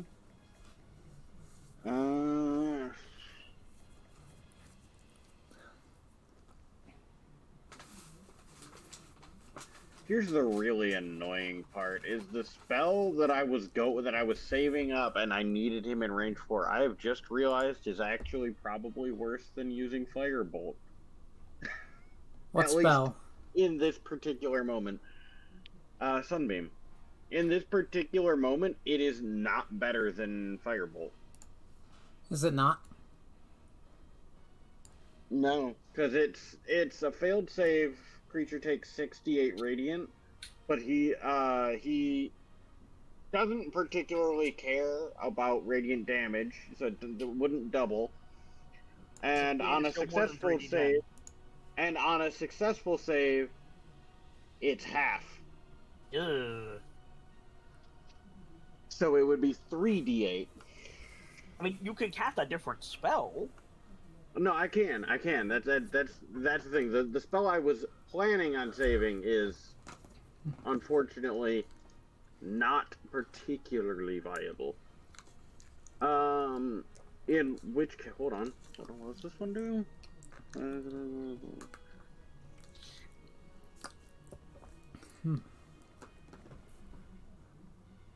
try that. Fireball. Yeah, it's either. Well, no, because fireball.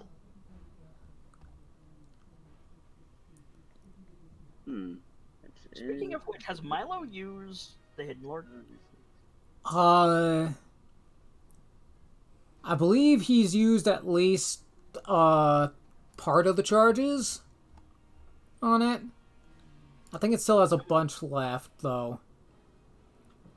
Honestly, I feel like. Okay, that's 3 charges. I think he's cast 1 fireball with it this fight. Can he cast another? Yeah, it's got 2 charges left. Fireball takes 1.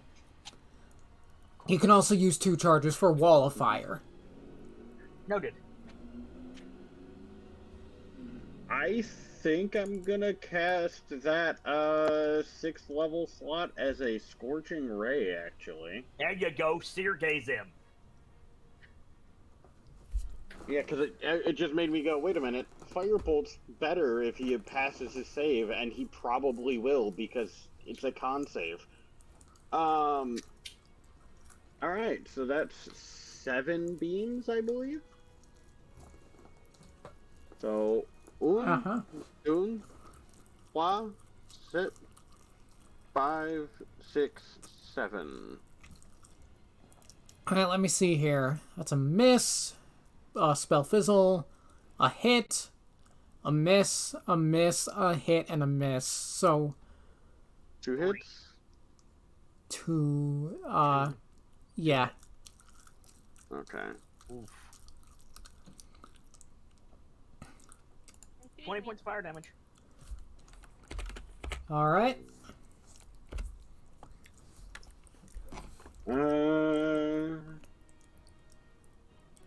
Yeah, that's what I got.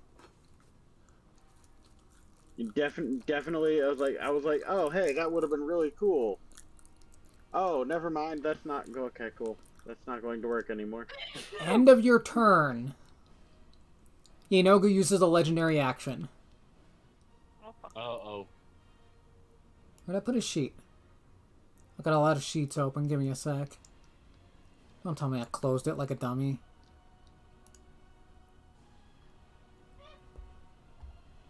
How do I do that?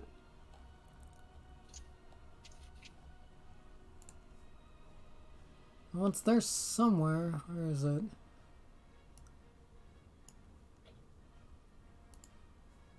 Oh, okay. Found it. Alright. He's gonna use a legendary action to try and swat away Shira. Oh, shit. Okay. I'm honestly kind of surprised that like 15 damage or whatever Shira did is enough to pull his frenzy off of that holy water. He saw a squishier target. Gnolls like squishier targets. Valid. 33 to hit. Yeah. 19 bludgeoning. Ooh. And make a strength save. See, 19. Oh, yeah, so just...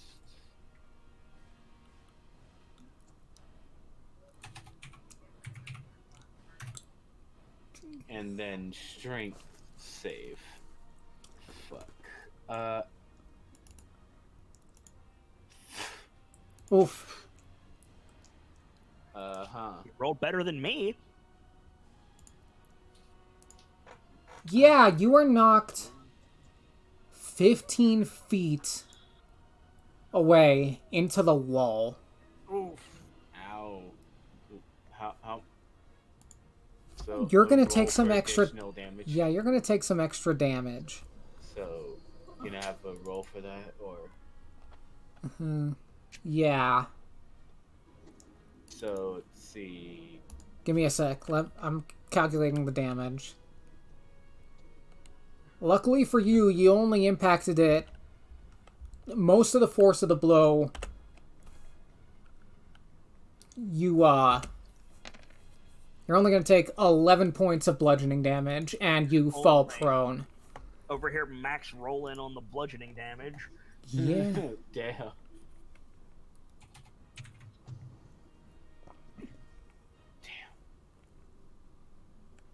Damn. Ow.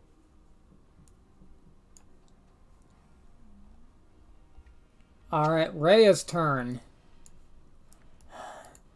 You're having no luck, girl.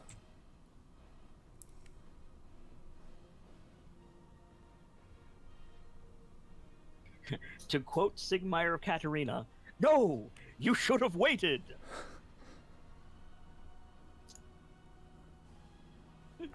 That's 30 feet of movement. Do you have any fun spells you can cast to get this guy's attention? She's holding concentration on blinding smite. Yeah, she is. Honestly, just move up so that you get a reaction attack when he moves, inevitably. Uh-huh. That is true. So she'll spend her action to get in range. Has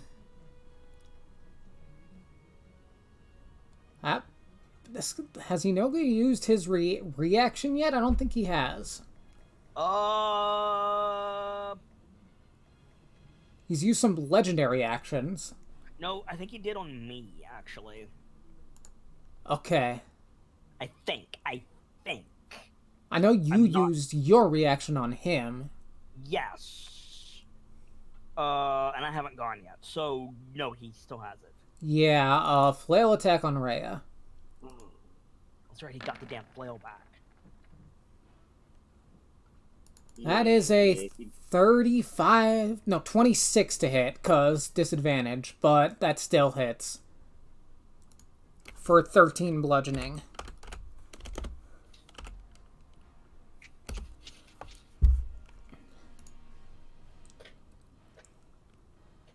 So Rhea staggers a bit as she gets hit with the flail, but she stands strong. Milo. Milo and Inky have been conferring rapidly, so Milo is going to run over here and get ready. Is this 25? Yes, it is.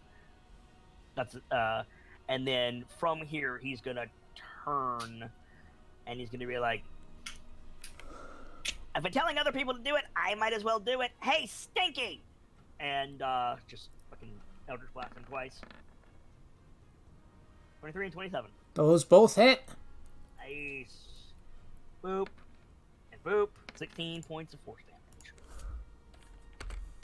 damage. Okay.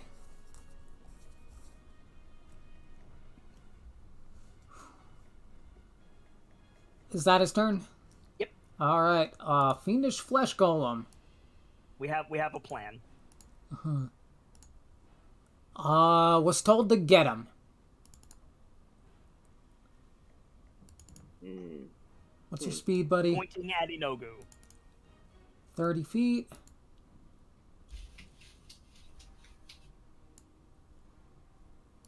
Alright, 2 slam attacks.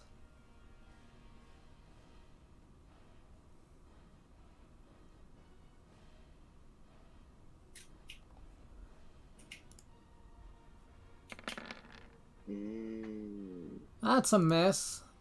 He's a ways up there. And that's a hit. Are your attacks counted as magical, buddy? They are! I was like, they probably should, even if they don't. 14 points of bludgeoning damage. If anybody has inspiration, I'm gonna need it for what I do next. Fair warning. I think Milo was the only one given inspiration. Yeah. Other than you. Wait, And they both used it. Yeah. Alright. Enki. Alright.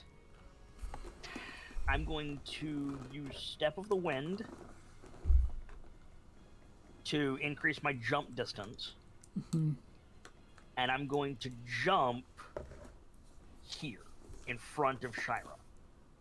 Alright. Whop, whop. Big thunderous crash. And And with Step of the Wind, I can do that as a bonus action, I think. That's the reason I use Step of the Wind, so that I can do that as a bonus action. Well, you can move just fine. Oh, well then I'm not going to spend a point of key. Yeah. And then... He doesn't have his reaction. Cool. Yeah. You said, and I quote, the statue's torso and head begin to glow, leaving only its arms. Yes? Uh-huh. Cool. I would like to grapple Inogu. Alright. Here is my attempt. 26. Alright, let's see him contest that.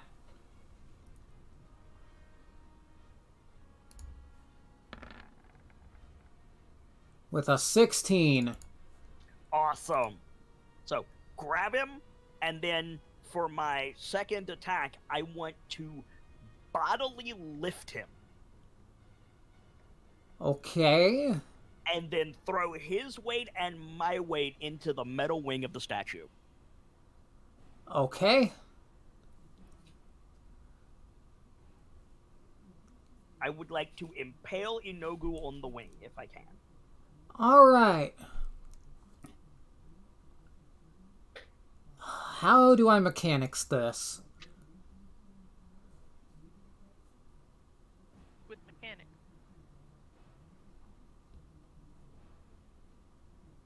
I make an attack against the statue, I guess? I suppose? Like... I'm not sure. Like, I grappled him, and then I picked him up. Let's say roll an unarmed attack against Inogu. Okay. With advantage? No, I don't need it. 26. Mm-hmm. Oh, that beats his armor class. I just want to jam him on, like, just fucking Vlad the Impaler him on this wing. Uh-huh. I don't care if it hits me. I'm just ramming my weight into it. Uh-huh. He's going to make a save. Whoa.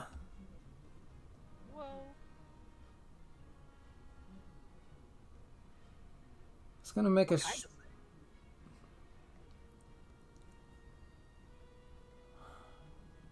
He's I going already to... beat him twice. Yeah. It's true.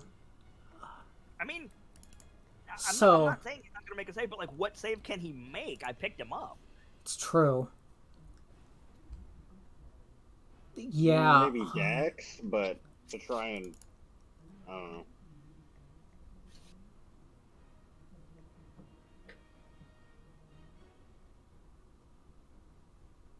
Oh boy, okay.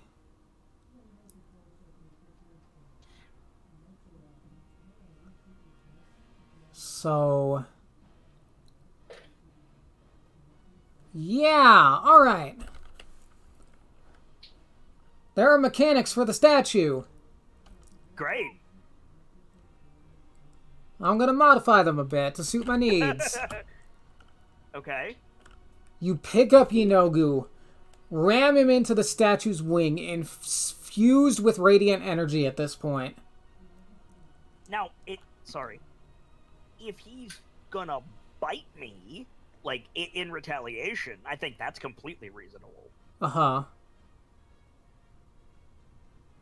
Or try, anyway. Yeah. Well, you beat his armor class, which means you ram him onto the wing, pierce his back. I don't think it'll completely impale him just because of sizes and rib cages and weird stuff like Okay. that. Okay. But he is going to get a jolt. Roll your unarmed attack damage, first of all. Oh, sure. 13 points of bludgeoning damage. And on top of that... This seems reasonable. Okay. 130 points of radiant damage. Cool.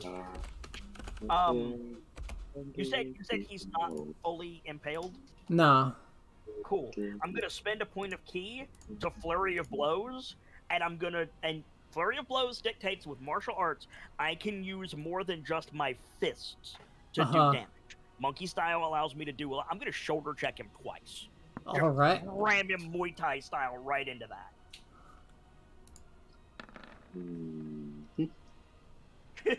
Natural 20 and 30. Yep. I'll roll the damage on those. Yep. Incoming. 11 and 9. So total of 20.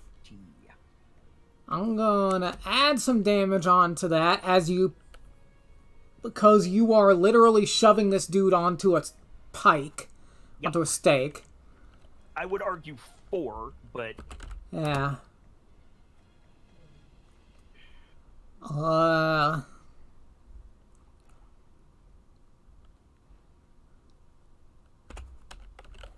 He won't take more radiant damage, but that's fine. I'm trying to stick him up there like a gory pinata.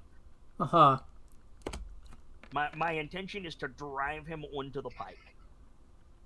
Another 8 points of piercing damage. As he is, what would be the proper, I guess, restrained?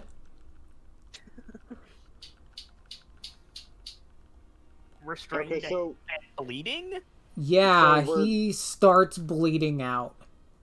okay, so does that mean we have to change a certain Transylvanian's name to Vlad the Restrainer?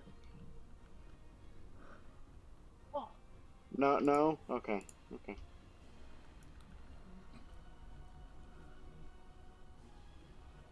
Is that your turn? Yeah, sorry, I had to respond to a ping. Yeah, that's my turn. Alright, Yinogu's turn.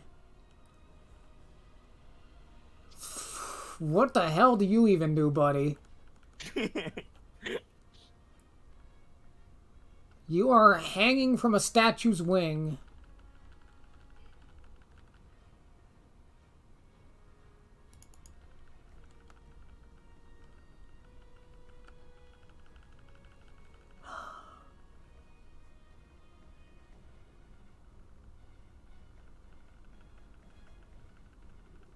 He's not afraid of death, because he'll just reform in his own plane.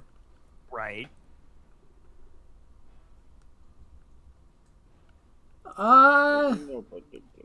Is he just gonna flail like a petulant child? Pretty much. He's still got his flail. His attacks, yeah. Yeah. 3 flail attacks on Enki. Bring it.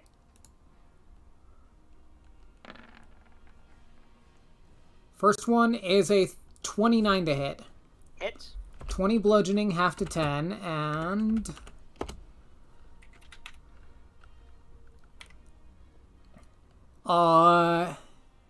extra damage.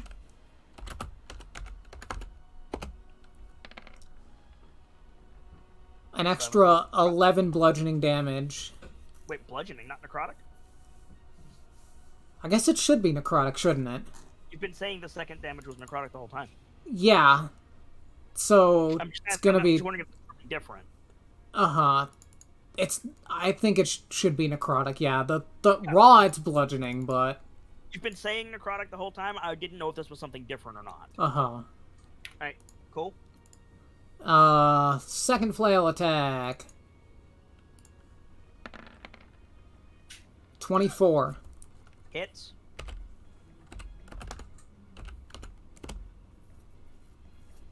Uh, 13 bludgeoning, half to 6, and make a con save. Making a con save. Making a con save.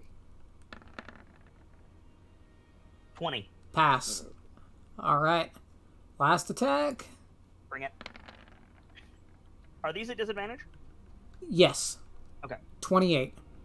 Hits. 10 bludgeoning, half to 5, and make a wisdom save.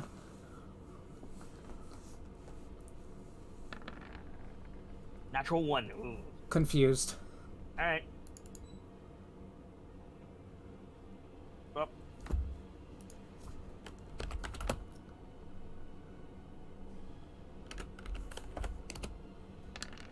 as he takes 6 points of bleeding damage.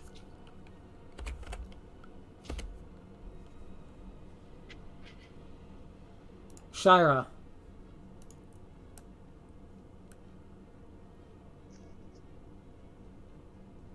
Rev, you're muted.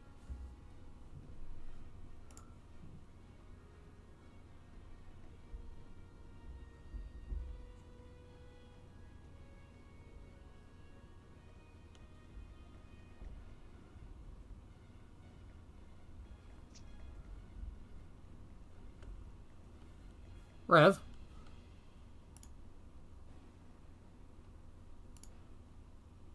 Rev, are you there?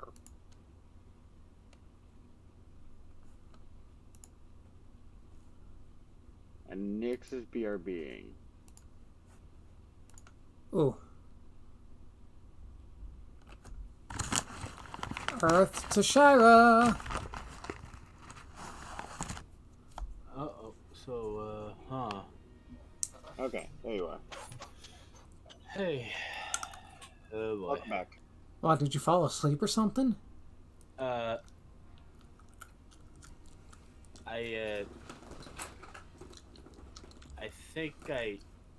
think I kind of lost attention there. Sorry. Okay. It's your turn. So, yeah. Fuck. So let me see. My turn. So, Um. Hmm.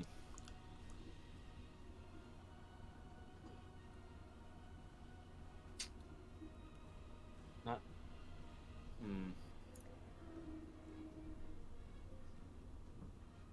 What should I do? Looking at my sheet here for a bit. Yinogu is impaled on the statue's wing. Hmm. Ah. Yeah, he has it up his butt. So. A poor wing. So. Hmm.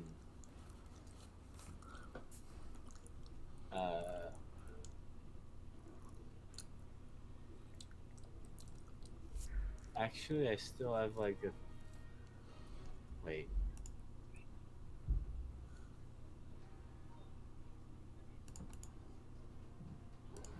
Um. So let's see here. Um.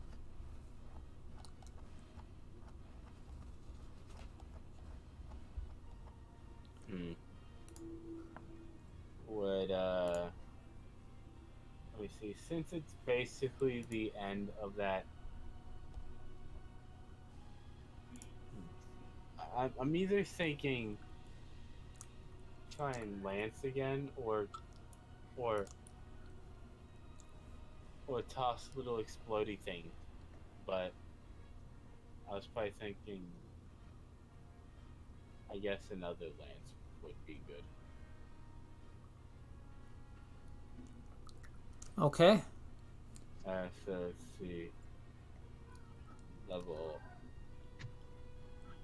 Damn. So Alright, he needs to make an intelligence save. I think he is just going to pop a legendary resistance here. So what level are you casting at? 4. Alright. Roll to 76.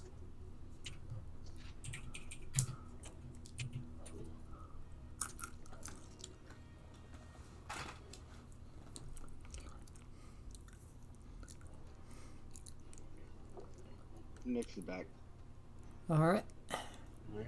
18 psychic damage, half to 9.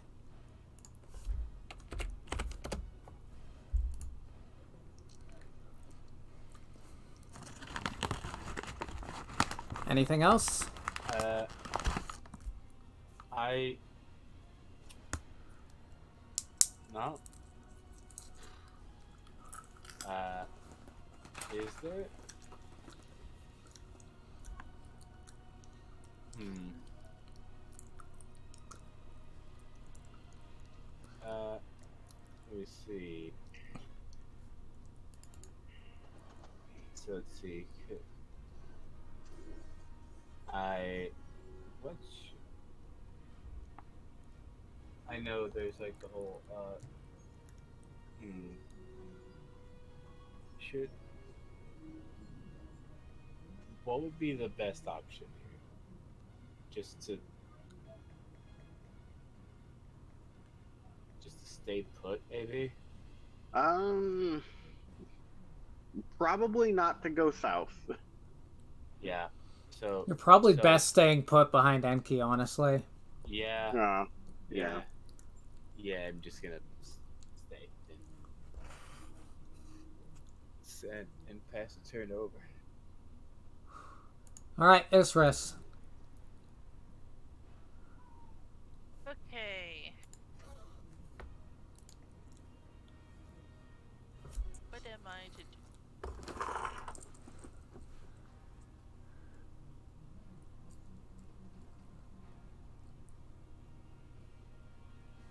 I'm really not sure. I don't want to use more healing words because they're not as good as if I could just touch one of them. But I don't think I can get off the roof. You Not could always just jump easily, down. You'll take fall damage, but You'll take less if you land on the body pile, though. The bodies are stacked up to block the door. The door of the cathedral is going to be the majority of the height, correct? yeah, So probably about at least a 10-foot pile there. So that would only be 1d6 fall damage. Okay.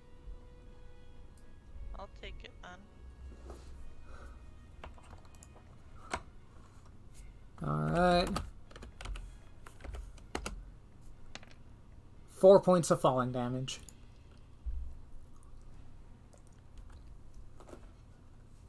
And then You heal someone, you get that right back, so... yup. Chara needs it the most. So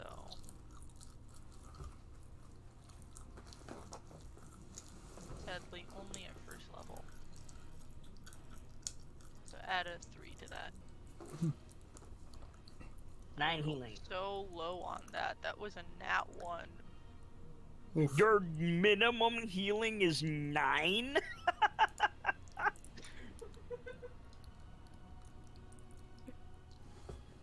Insanity.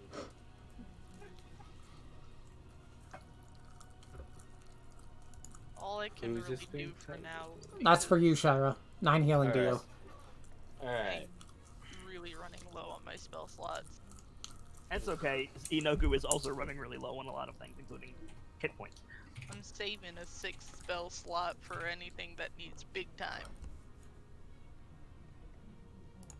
So Also, all I can do. also the other like super pure caster is also tapped at this point. Alright, so top of the round. You guys are gonna be so mad at me.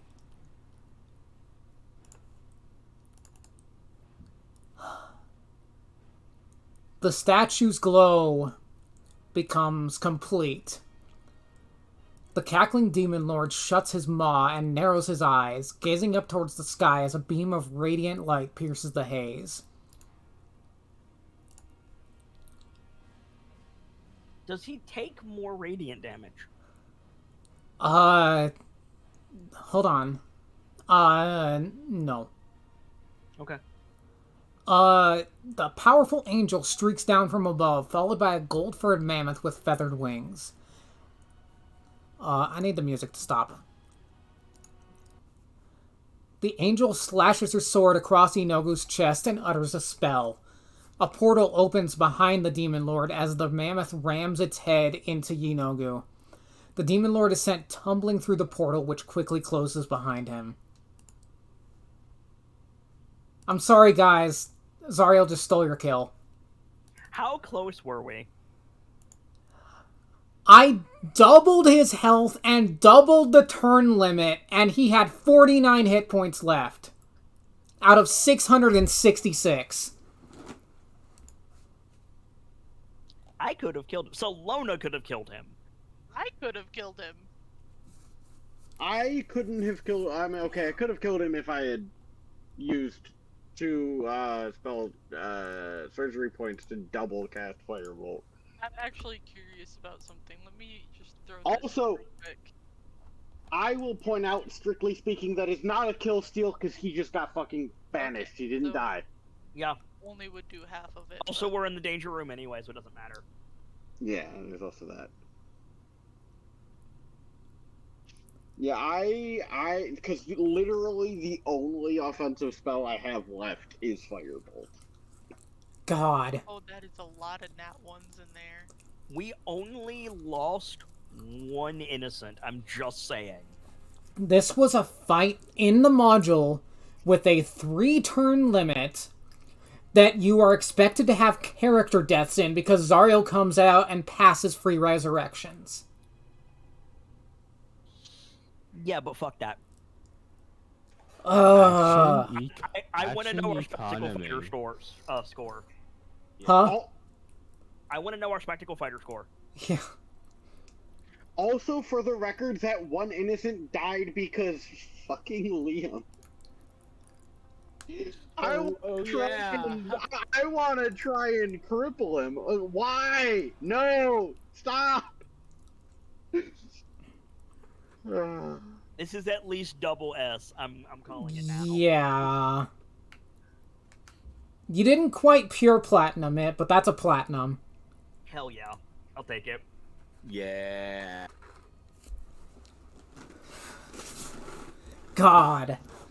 You only needed silver rank to get the sword.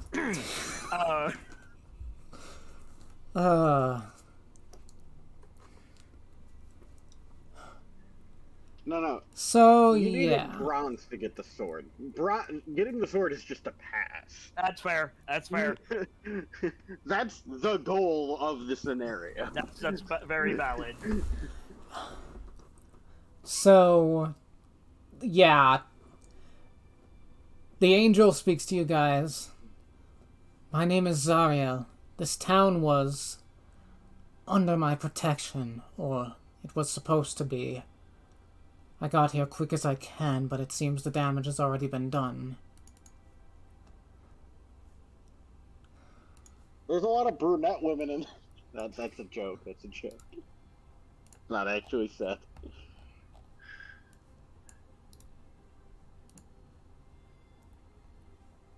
I mean, I guess we just, like, wait for the simulation to end? I'm not sure. Yeah, I don't. As you guys Ooh. speak, hold on, I need Angel Zariel's sheet, hold on.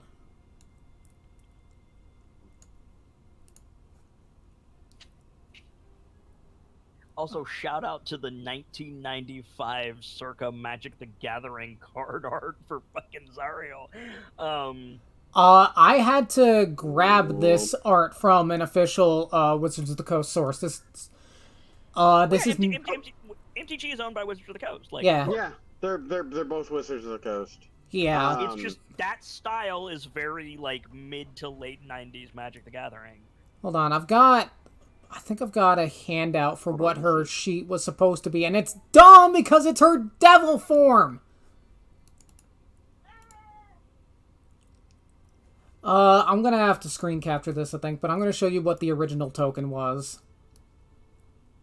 What is she strictly speaking an angel of? She's an angel of Justice. Here, I'm gonna put this backstage.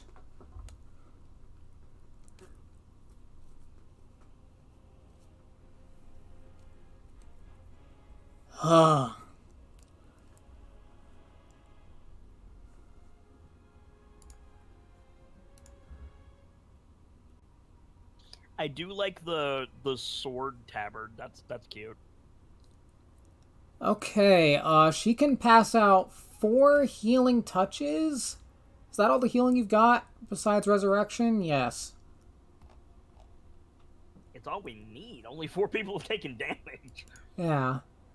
Alright, so pass one to each to Enki, Milo, Rhea, and Shira are the only ones that took damage. alright, Yeah. so that's 8d8 plus 4 to each of you.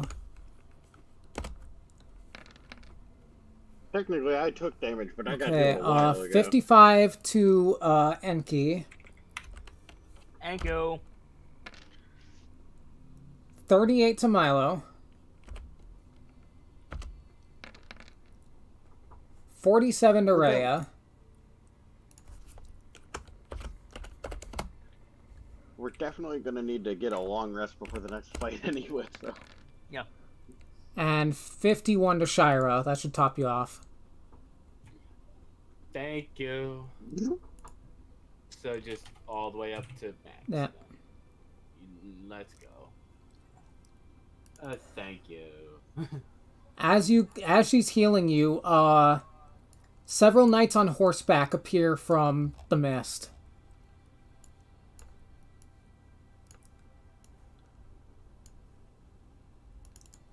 Wait, she can cast True Resurrection. Yes. She can bring back the dead guard, and we get double platinum.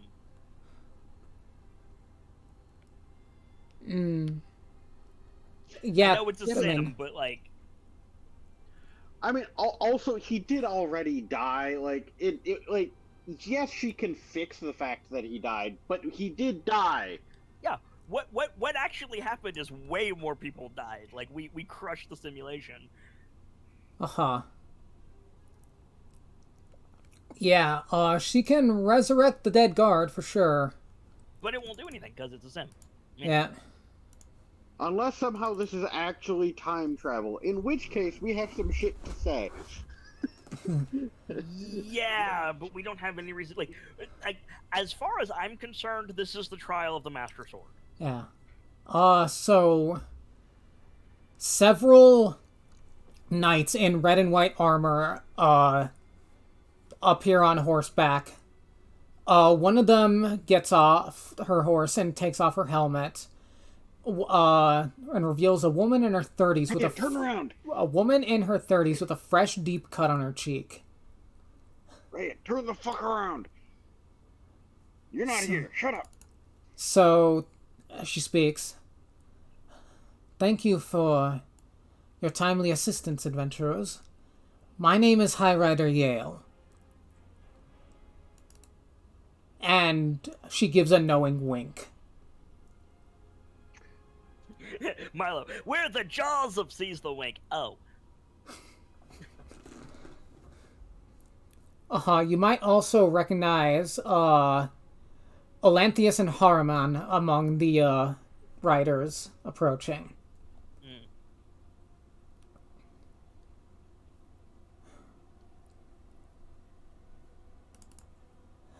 And yet, none of them somehow recognize Rhea. Yeah. So I think to Yale, Inky says, "Well, thank you for tipping your hand, High Rider. How much of this is perceived by the rest of them?"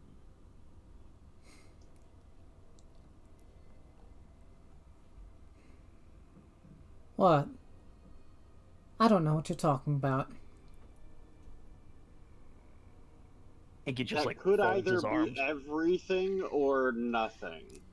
And she's not gonna give me a knowing wink if she's not aware of the simulation. Like, come on. Alright. I think you just hear a voice in your head. Of the ghost Yale from outside. You exist in a memory. I can extend my own will, but all of you cannot affect the events that are about to transpire. You can interact. There's more than one way to end it. But yeah. But this fair. isn't I know what you're saying. this isn't the truth of what happened, and you know it. In his head, Inky goes, "Of course not. But I believe we passed your test." Get out of here, please. We'll talk once you're done. Meanwhile, Zarya looks around. So much devastation. But I believe I can put an end to it. No, you can't. Yinogu slaughtered those I swore to protect. I can stop him and others like him. No, you can't. Let me finish. To do so, though, I might have to give up all I stand for. But I could stem the tide of chaos and save many lives from the demonic terrors of the abyss. No, you can't. Let me ask you something, adventurers. Were you in my place, would you risk it all to save countless lives? Absolutely not. Shira shakes her head.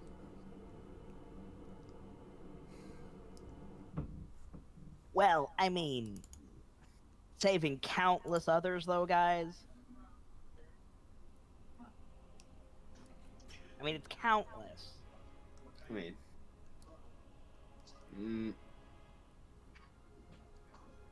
Perhaps, but it would greatly depend on what the risk is. indeed. And I fear the risk would be to myself, That doesn't really answer the and question, to that does it? those that would follow me into battle.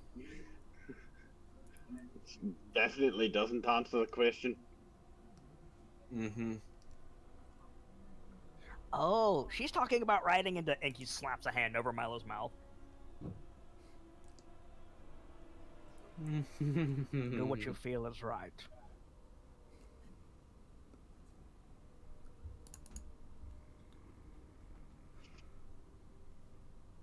Far be it from us to influence your decision.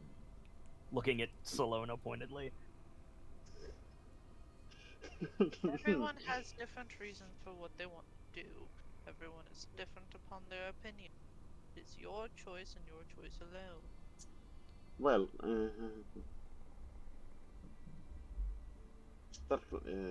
you know, this doesn't really matter.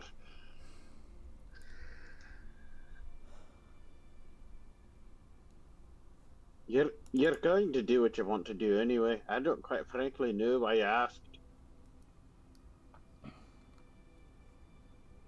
Rhea Yes, we speaks help up. save some people, but quite frankly, we can't tell you what to do. Rhea speaks up.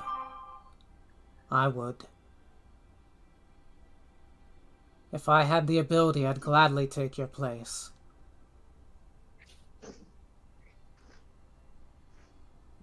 Quietly, Inky goes, and you're calling me reckless. If it meant a possibility to the end of the Abyss's influence on this world, I would take that risk. And give the infernal ones so much more power.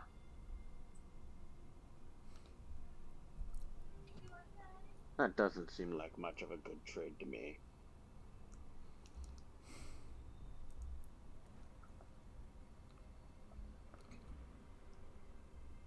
I don't know why that accent happened, but it did. Milo says something, Enki moves his hand. I'm sure whatever you choose to do, it'll bring glory to those who follow you. Enki sighs. I think in his head, Enki goes, do we really have to sit through the rest of this? We know what happens. Zarya looks at you all. Well, I thank you for your That's input. a yes.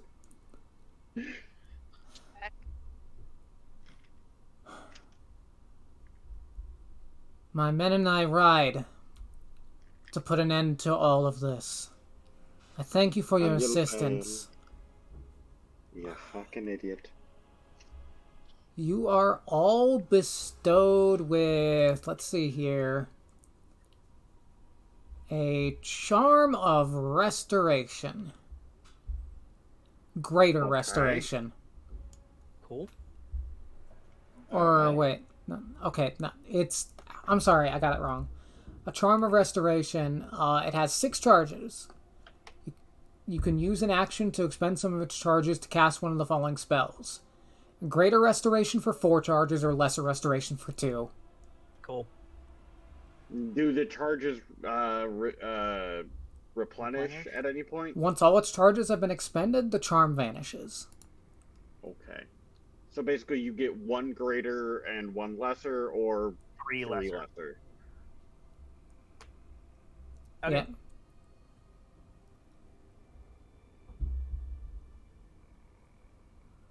All right. With these charms bestowed, Lulu's Idle Glen memories end. A flash of light brings all of you back into the Bleeding Citadel. Do I get my potion back? No. Rude. Had to ask. I call bullshit on that, but fair enough. Back to the Bleeding Citadel we go.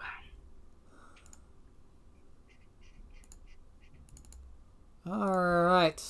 Is Zariel still here, or is it just Yale at this point? Zariel and her 2 men are still here. Let me pull out the next. Alright, I've got a handout to show you guys. Here. Neat.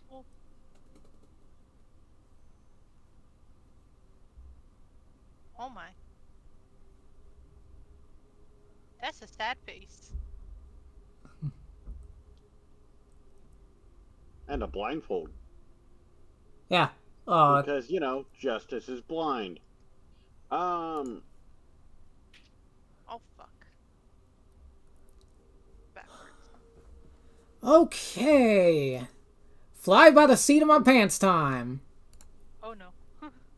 Because I have completely reworked Chapter 5. Yay. Was the ending really necessary? Yale speaks up. Just gauging. With your knowledge of what happened, would that influence your choices? Or would you stick true to your hearts?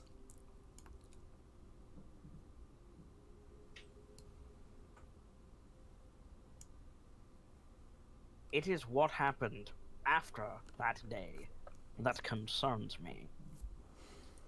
My trepidation remains. Ah, yes. What happened after? Well, as you know, our ride into hell was ill-fated. Haraman speaks up.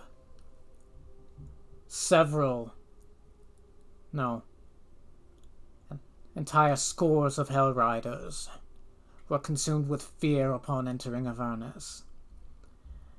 They fled back through the portal and closed the gate behind them, leaving us stranded in hell.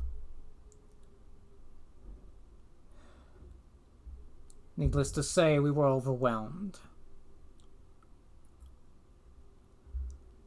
You could have been overwhelmed with an open gate as well.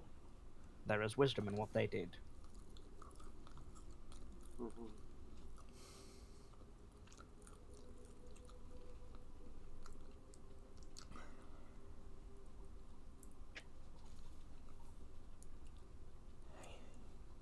There's celestials across the sea, right? Like, I'm familiar with the concept of them. Yeah, they're probably called something different. They're probably just called Kami, where you're from. Okay. And he, like, turns to Zariel. I have a question for you, General.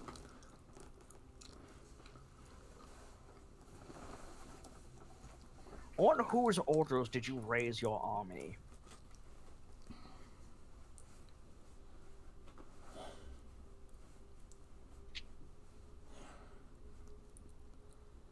She looks at you. There is a barely noticeable twinge of trepidation and regret in her gaze. I defied the will of my superiors to raise it myself. And did you for a moment impart this knowledge on the men who followed you to their deaths? To their damnation? I think Olanthius stands up at that. Each and every one of us knew we were riding into almost certain death. I don't believe that's what he asked. We were told, What I yes. said. Each of us followed Zarya willingly. Those who backed out at the last second are nothing but cowards. I applaud your loyalty. It is good to hear that it was not brought about by deception. I'm gonna roll an insight on Zuriel. I don't really care about Olanthius. Okay? Like, she didn't answer. Olanthius did. So I want to see if she, like, shows any sign of guilt. Mm-hmm. For like, maybe she did lie to him. I got a 10. Damn it. Uh-huh. I'm gonna do it from Milo as well. 17 for Milo. Uh-huh. There's what up. Insight. I am not. Well, no, I do have a proficiency. Yeah, mine's bad. So, Milo and Isrus would notice it seems like she feels remorse for what happened, but there was no deception in her story.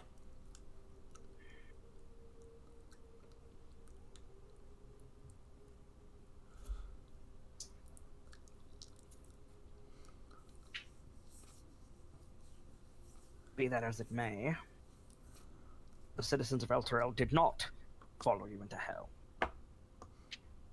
What happened to them, be it by Bel's hand or yours, must be rectified. Mm-hmm. She just gazes at you and nods. Oh, that's stupid.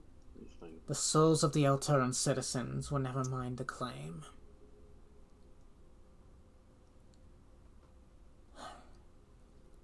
I will not deny, as a devil I have claimed souls, but only those who willingly follow.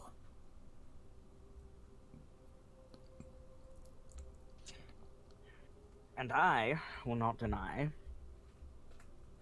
that I trust the word of a devil about as far as I can throw them.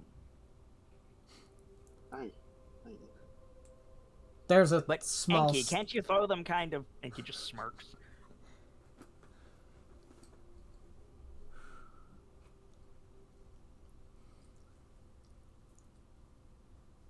Well then...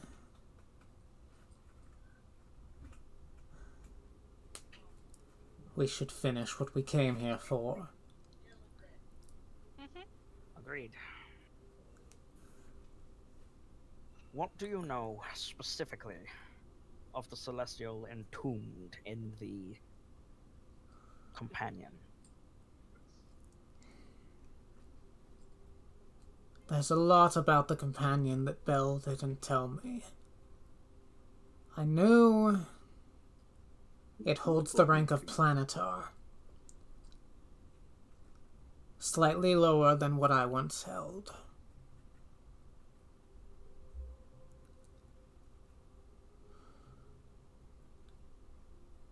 As for his identity, I wish I knew.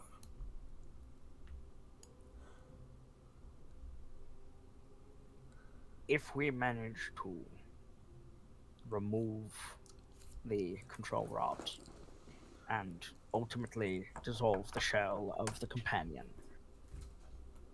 what is the likelihood that the Celestial will warrant parley?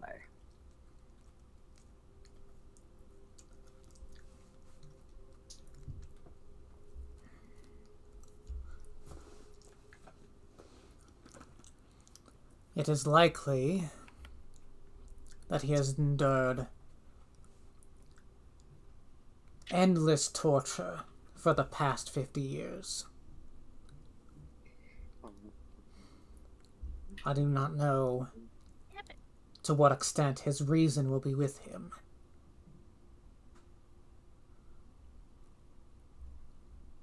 But at the end of the day, he is an angel.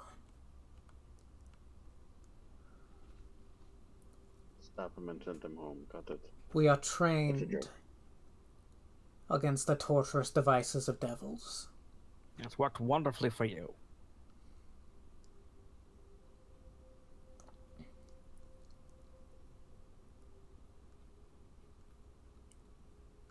Salona, Samilo, Miss Let's- Rhea, Miss Isris, Miss Shira. A moment, if you would. Big monkey. Step to the side. All right.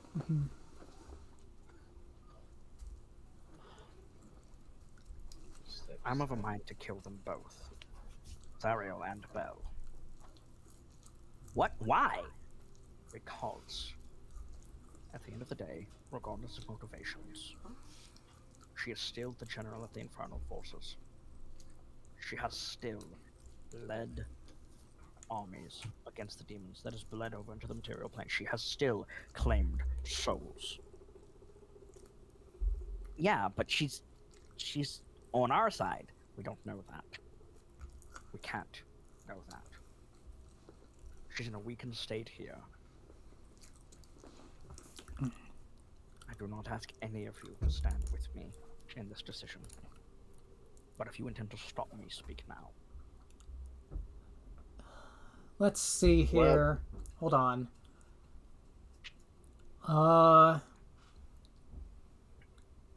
Shira, Void of power that will. Isris, you've observed the material plane over the past who knows how many years, right?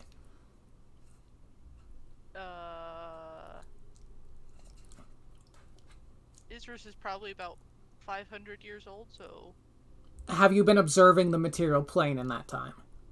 probably. All right. Shira, you are knowledgeable on a good many things, so. Yep. And I would say maybe Milo, because you read a lot of stories. Each of you make me a history check. All right. And I will roll one for Rhea as well. Ooh. All right. Well, I got a 12. 22. Okay. Seems to be good for me and Isris as well. Okay. Let me roll for Rhea. Natural 20! Nice! Ooh. You guys, something comes to your realization. Something that Enki said was wrong. He said that Sariel has still led devils in battle against demons, which has bled over into the material plane. While it's true that the effects of the Blood War do bleed into the material plane and cause carnage, something occurs to you. Reports of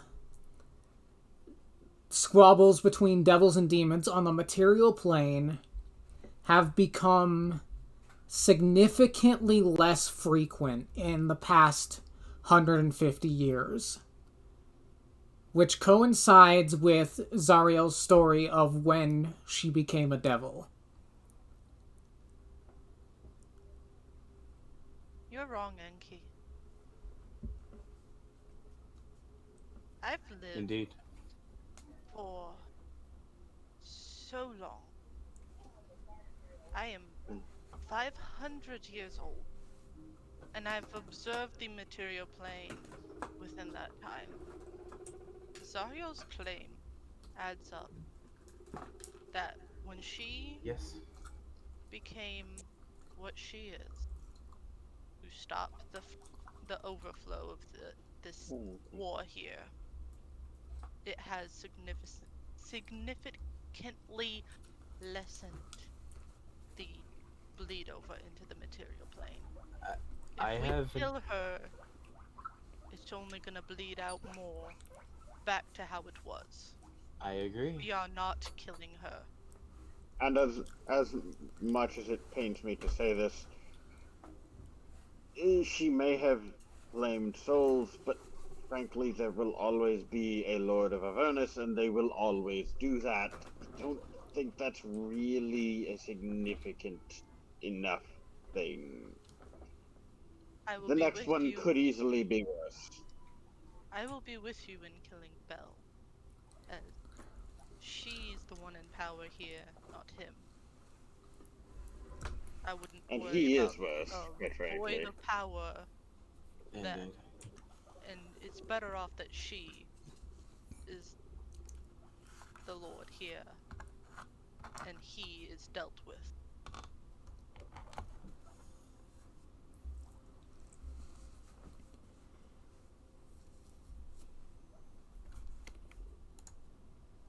I may not have a lot of power, but I would stop you if you tried to kill Zariel.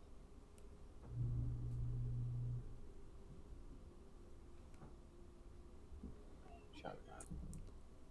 I really think you're wrong on this one, Enki.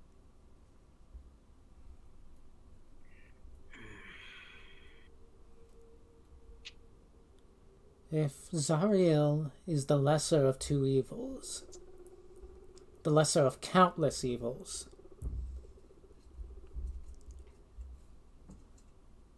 it would make sense that she be the one to stay, wouldn't it?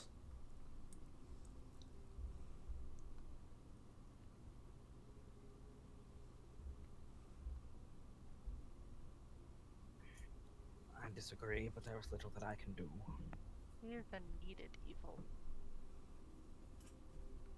There are such things, and her needed evil has positively affected the material plane. Unlike what you think. You've only lived shorter, way shorter than most of us here. Staring at some of the elves. You look at Shira, and Elf. thing is, Shira's practically a baby by elf standards. And I'm a half elf, so Yeah. I Still. don't get the age for some reason because fuck half elves. They get about, I mean, both societies feel that way, so yes. yeah. Yeah, that is canonically true. Fuck half elves, but you know, still. And yet they keep making more by doing said fucking. Then some. Anyway. I say some. Not moved. Very well. Though, allow me to state plainly, if we are betrayed, I will not stay my hand. I Well, I would not wouldn't expect fault you to in for that case. self-defense. I don't think she's gonna betray us. Yes, we know, little monkey.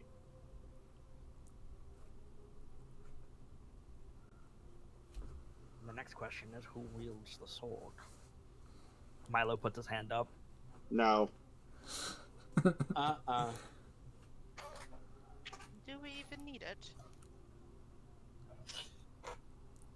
We need it for the Celestial. True. I have 2 suggestions.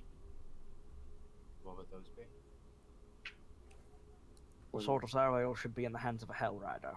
Turns to look at Rhea.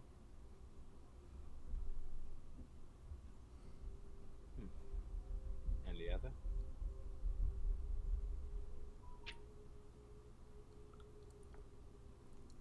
Miss Lulu, if Rhea refuses.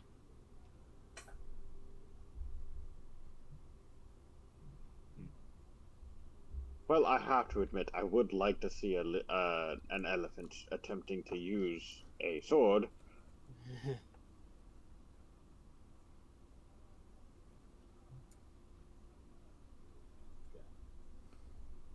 Mental image of Sif. Yeah, right? Yeah.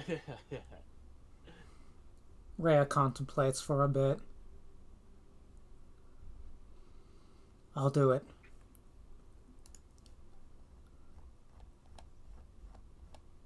I was kind of enjoying the idea of the elephant trying to use a sword. There is a chance that it will cause a metamorphosis. There's plenty of stories of such things. Yeah, that concern. I believe that you will bear that responsibility. She nods. However,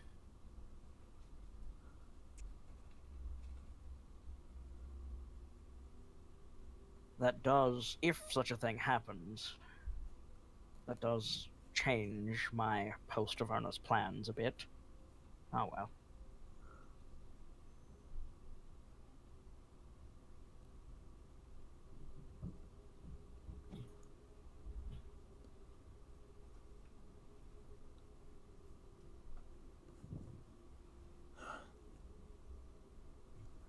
Rhea nods and turns towards the dais.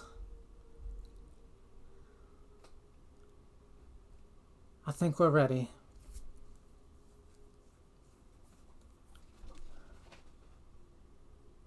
Rhea heads up to the pedestal and grasps the sword with both hands.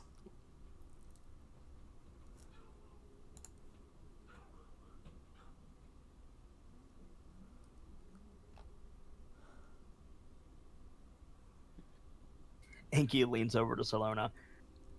5 gold says she sprouts wings.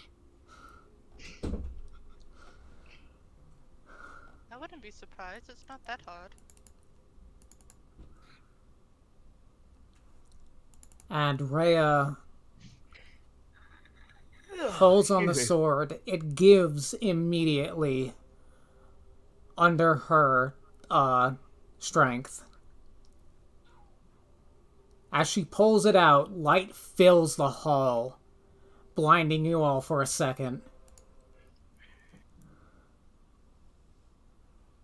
Do I have some good music for this? Bum bum bum. Bum bum.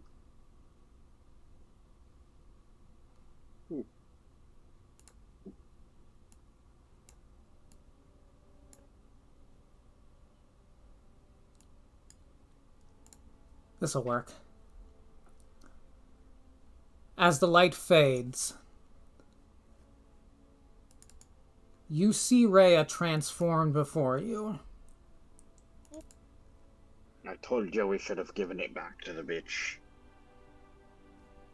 Zarya wouldn't take it. I would not. No. She said she wouldn't take it. Uh-huh. Somehow get it into her hands anyway. Yeah, Uh-huh. right. A pair of feathered wings sprout from her back. Her eyes Unfortunately- become luminous pools of silver. Unfortunately, she was already lawful good. Because she's about to be anyway. I think she was chaotic good. Was she? She's been running around in Narzagon armor, dude. Yeah, but... She had a bit of a personality shift at some point.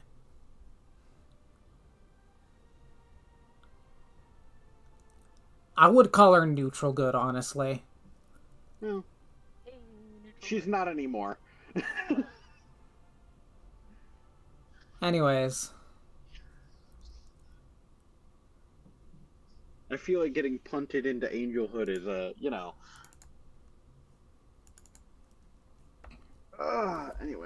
anyways. Miley's like, oh man, I could have been an angel. As she does so, her armor is also purified, the hellish spikes and such falling off of it to reveal a gleaming suit of white gold plate mail.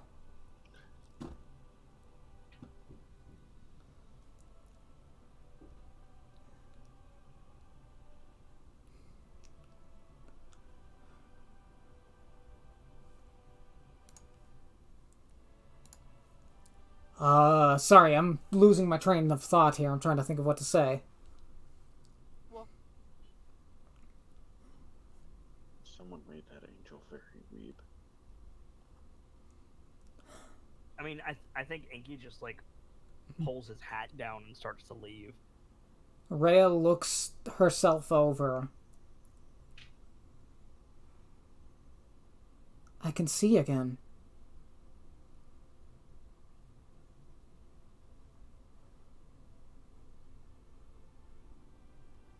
I think Isris is following Enki.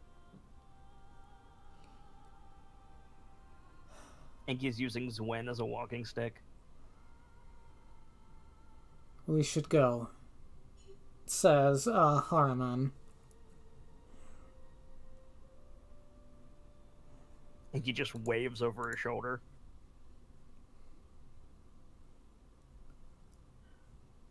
All right. Reverse pickpocket sword onto devil lady. Rhea puts the sword away and starts to follow you all out. The 10 of you leave, leaving Yale behind, who He's can't a leave. ghost.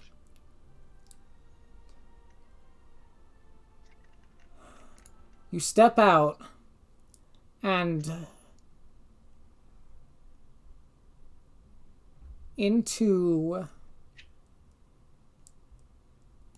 back into Avernus proper. The scab has been blown away by the radiant energy of the Citadel. Well, Cheating. Where's my bike? it's oh dear. Actually, that's a great question. Because it was on the other side of the portal, but we're back. If we're back in Avernus proper, where in Avernus proper are we? Mm-hmm. You actually see some figures in the distance, piloting a bike and a demon grinder. Rhea speaks up. It's Chukka and Clonk. How did they know where to find us? More to the point, how are they alive?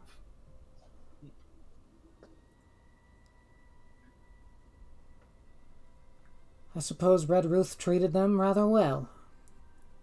Good. Well, Inky's good, they can not take looking at Rhea. Rhea just identified them at about 300 meters out. Right. Inky's keeping his back to her, though. Mm-hmm. Wait, you said 10 of us. Zariel and the Knights are with us, or did they go their own way? They're with you. Oh, for fuck's sake. Okay.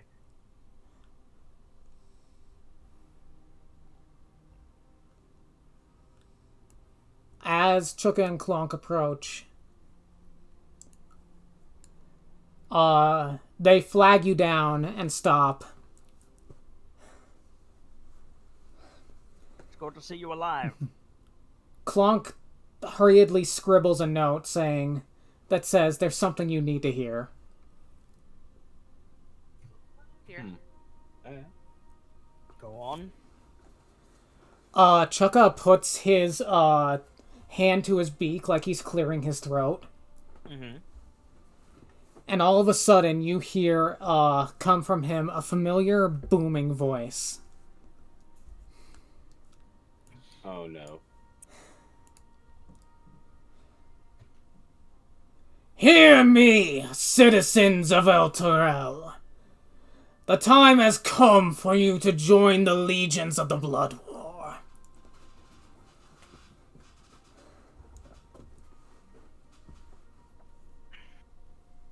You thought your companion your savior, but you shall see it become your demise.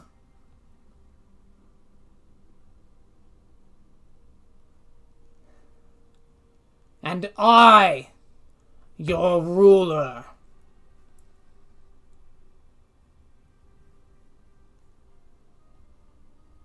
Who elected you? Side-eyes Ariel. Your rather foolish trial by sword has wasted most of our energy.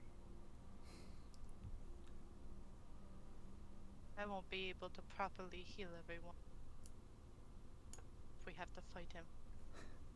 Clonk speaks up. That's where you're wrong, dearies. Hmm? So...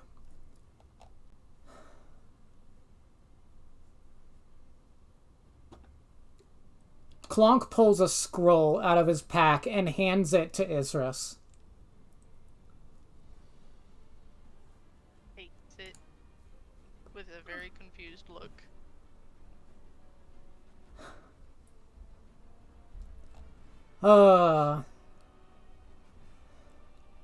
What was the name of the spell again? I need to know the name of the spell. Which one? It says, I believe, Vadra's Temporal Transposition. Safar's temporal transposition. I almost got it right. Some...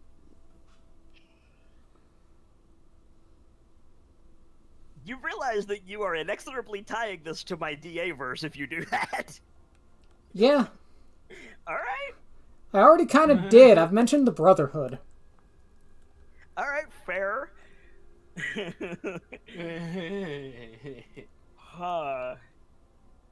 So, would you like me to explain, or do you want to do it? I think I've got the gist of it. It's a long rest in a can. Yeah. What this does is, reading it over, it shunts a group of... How many? Max? 10, I think. Okay, a group of 10 people max forward in time. So you immediately gain the benefits of a long rest. But The next time you go to long rest, though, time catches up to you. and it hurts. Yeah. I believe you take 2 levels of exhaustion, and you won't... Don't rest. Yeah, which means a third.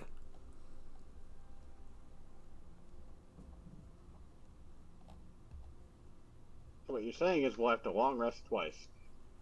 Correct.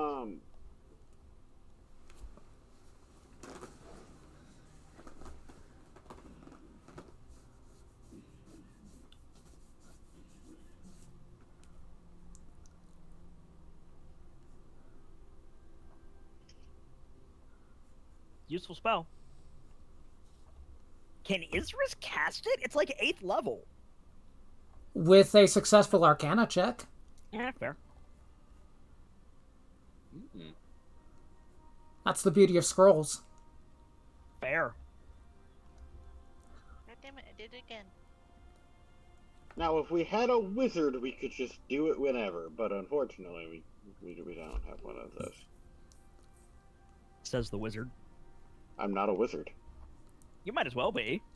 Yeah, but I can't cheat and just take a scroll Yeah, funny and that. turn it into a permanent spell. I mean, you could if you weren't a coward. Alright, Isrus, That's if you not want the to... thing I can do. Isrus, if you want to go ahead and Not use with the... that attitude. Sorry. If you want to go ahead and use the scroll, I'll need an Arcana check. Hey. Trying to move things around. I'm struggling. 14. Not very good. Do you still have an a bardic? No, I used it. You did? Okay. Roll it again.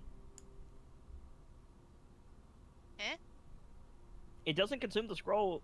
Vader is basically saying it doesn't consume the scroll until you get it right, so Yeah. You can always just roll again. why not just take 20? Fair enough, yeah. We can do a take 20. Yeah, because it doesn't really matter because it's a long rest anyway. Take 20 is a term from 3rd I know. edition. I know. Yeah. I know. It means you just spend, however, in that case, 20 minutes and just be like, I succeed. No, it's you succeed and you get a 20. It's you try it until you get it right, guys. Yeah. And you use it when you have time to try it until you get it right, and there's no cause for failure. Yeah. So, yeah. Isris, you are able to use the scroll if you so wish. Okay. Be warned, Not happy about dearies. the effects, but meh. This will hurt a lot later. Hopefully this is the last battle that we need to do.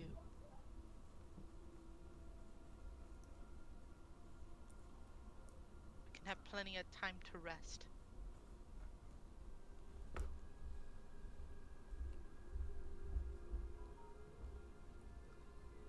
Alright, so you're casting the spell? Yep. Alright. You are all shunted forward in time and gain the benefits of a long rest. But we can't increase our clocks. No. Inky stretches. Right. Side-eyes Zariel again. You're not going to do something embarrassing like calling us Hell Riders and telling us to ride, are you?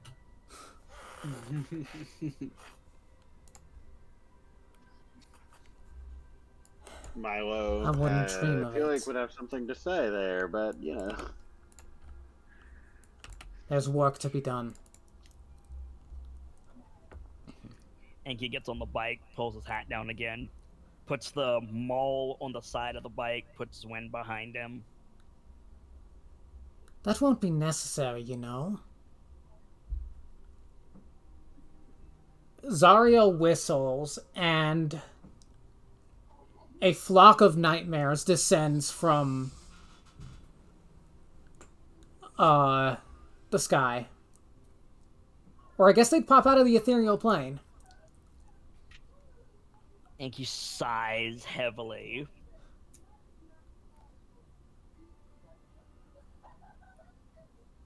It really, like picking up his weapons, it really, really annoys me when you do something that helps us.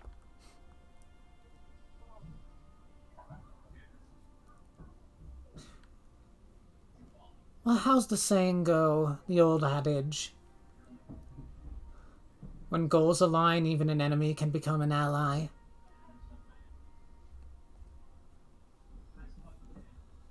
I don't think that's quite how that goes, but you know.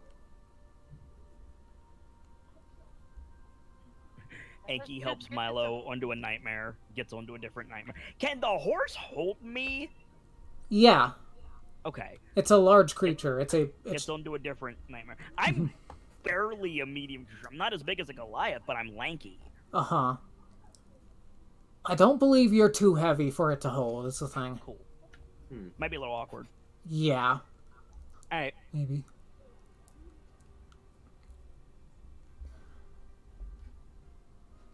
is there any chance at all, once we reinstate you as Lord of this lair, that you could move the bike to the material plane wherever you're going to drop us off? Ignore the big monkey, he just wants a nice toy. Do you forget what it runs on? You're telling me it can't be retrofitted?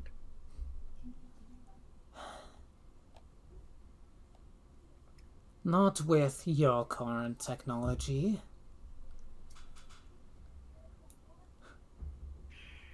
I don't know, we might be able to get in touch with a gnome. I was going to say, you underestimate the ingenuity of some people that I may or may not be familiar with, but very well, fine. I mean, there are artificiers, okay? Someone could probably make it work. Yeah, like Chukka and Clonk, but again, whatever. This is Let's just take it apart and make a diagram, okay? So probably not at the speeds it can currently obtain, but like you could essentially make like a 1920s era automobile out of it. Maybe. Hey, I'll take it. Ooh. That is I'm- 4 times faster than how I can currently move, so I'll take it. Yeah.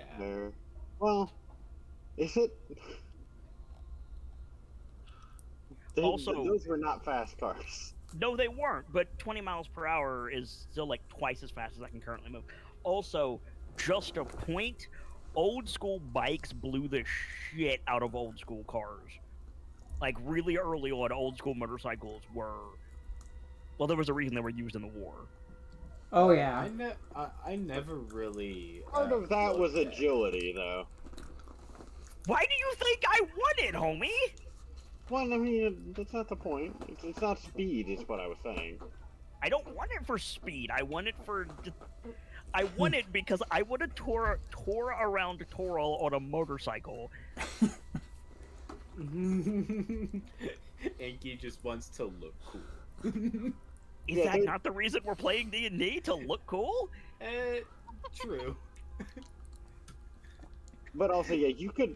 I heavily suspect an artificer could manage just to make something that's Okay, so like yeah, that. you give this to a gnome, there is a 50% chance you get a World War I era motorcycle, and a 50% chance you get an exploded pile of scrap.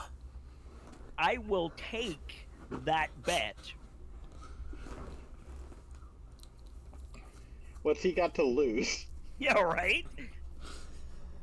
Uh, The alternative is I don't get the bike.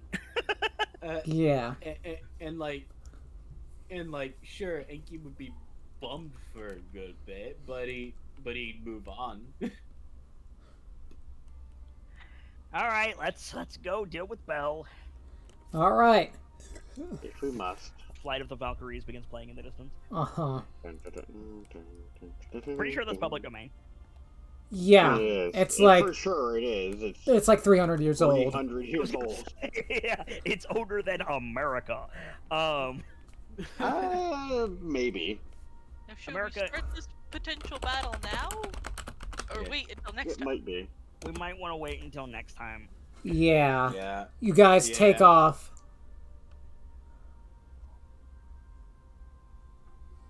I'm gonna double And check. we're probably going to call the session here as you all head towards El Terrell.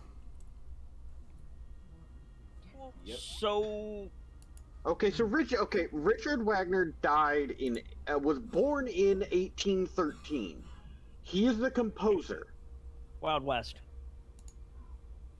Yes, so America existed when the song was composed. Right, but it was right in the height of the Western expansion. So he's cowboy. Apparently, it was performed in 1870.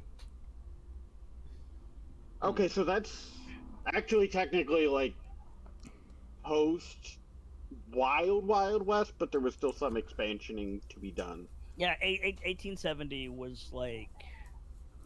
The West was more or less tamed. It was just still growing. Yes. Yeah. On the topic though, do we want to make a plan to fill a little bit of time? You can. Maybe. What are you thinking, fellas? First pass would be Rhea goes after the chains. We go after the solar incendiator, and Zariel and company go after Bell. I'm so sad because there's a whole thing that I was going to say when I casted Sunbeam, but I guess it'll have to wait until I actually get a chance to cast it. And then we get the Celestial out of the companion, and then we go rejoin the battle between Zariel and Bell. That makes the most sense to me. Yeah, and depending on their sanity, it as really twisted as it sounds, the best solution might just be to stab the poor bastard and send him back home. Yeah. Honestly, I'm thinking about it. But it like, depends on how intact he is. let they me are. let me be clear. What I'm about to say is by no means a criticism of our GM, but I can't imagine Bell is at full strength after what we did and after what the dragons did, plus lack of allies. Like, I'm pretty sure Bell's in a pretty He's not in a great weakened state position. at the moment. So like Sariel Incoming would Tiamat. just Incoming Tiamat. Don't I have like some war Um, room music? Hold on. is there a klaxon that you can put on in the background? um, Like I I'll be honest. About the only way this could possibly get "quote unquote" worse is if Tiamat decided I want to show up because fuck you. yeah, but Tiamat like can't rule Avernus. She's not allowed. I mean, she doesn't have to. He's as far as she's aware, he just picked a fight with her. Yeah, well, okay, yes. I thought you meant like make it work for us. Make it work for Bell, maybe. Point is, like, if I meant Bell, make it worse in general because I don't think she'd be very discriminatory. fair. If Bell is at full health, if we, the Jaws of Justice, go to the companion and get the Celestial, deal with the Celestial first, and then swing back to get to Bell, if Bell is at full health, I will be surprised. I And mean, if speaking purely for myself, if the battle is over, I'm not going to be upset. Mm-hmm. Zariel would have a much better chance of winning that fight if we had given her back the sword, but as you said, she wasn't going to take it unless we somehow connived her into taking it. For the factor of, I think she mentioned if she touched the sword and held it, it would just break apart again. Yep. Did she say that? Yeah. The sword would hurt her in her current state. I am expecting the Celestial to be a fight, and I'm expecting the Celestial to be the Orphan of Kos compared to Bell, which is going to be like Gerben the First Hunter at best.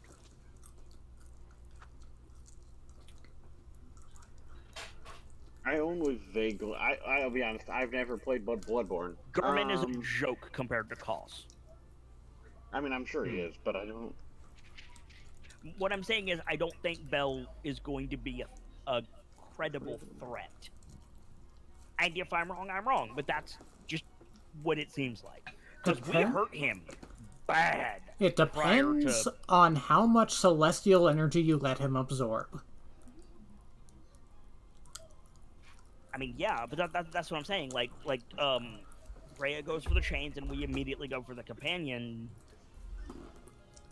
And then Zariel distracts him while we get the companion out. So the answer is 20%, maybe? Yeah, I mean, she would also be the one. Here's the question, though. Able to get there quickly. I do not think it is a good idea to send Zariel against the Celestial. Just throwing that out. Would he had made his move on El Terrell if he wasn't at full strength? Yes, because he's an idiot. He's a also warmongering Machiavellian dumbass. Yes, I mean, he absolutely would. He gets hit, and he's like, oh, I need to attack now because my pride is wounded. Yes, he absolutely would. Fuck him. Okay, to be fair, Machiavelli would not do that. But as a counterpoint, he is also at this point, very desperate. Yeah. If he doesn't do it now, he never gets the chance. He's a prideful edgelord. Of course he's going to do it.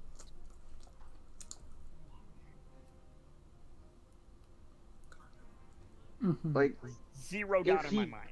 If he does, like, it really comes down to, even beyond the fact that he's prideful, if he doesn't do it now, he never gets a chance.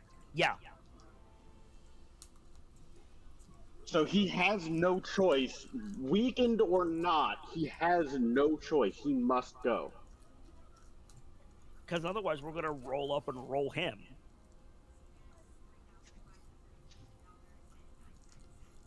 Or, Tiamat decides to show up because, as far as she's aware, he picked a fight with her, or Zariel gets out of whatever the fuck situation he put her in, and she comes after him because she finds out what he's doing, etc., etc., etc.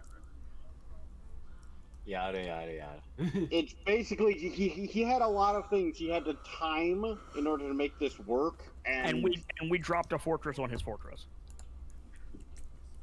Uh-huh.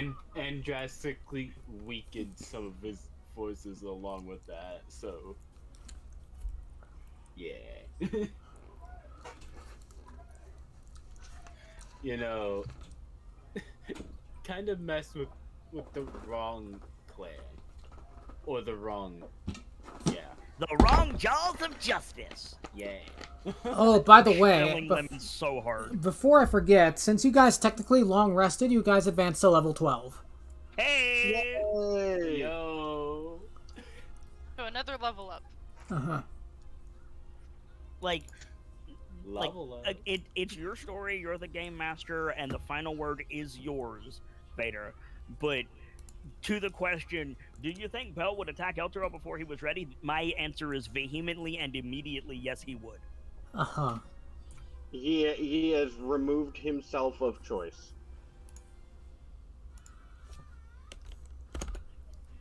Desperate people make mistakes. And we pressed him hard. Yeah, he got the rods, but we pressed him hard. Uh-huh. Also, he had to steal the rods from us because he wasn't going to get them. Yeah, he was never going to get them, you know, any other way, really. like, like realistically, like he wouldn't have done. Yeah.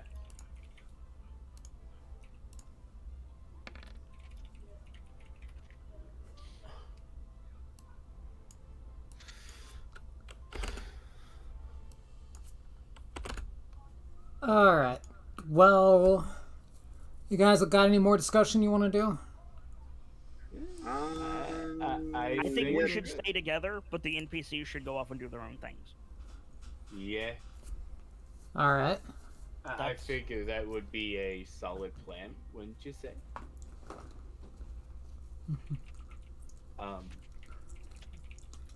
So yeah, here no objections. So I suppose we'll just. Alright, that's what I got. Yeah. I'm a bit tired to be doing my level up right now, so I will have to do that later. Mm-hmm. But other than that, I can't really think up anything else that we would have to say at the moment. It's a bit too far out from us actually doing it, so Yeah.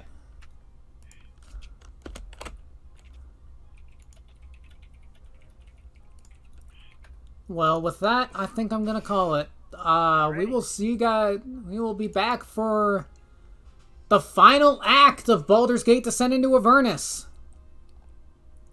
See you all next time. And happy holidays in case we don't get back in time. Yes. Yeah. Happy holidays. Have a good day, everyone. which who knows, we may not.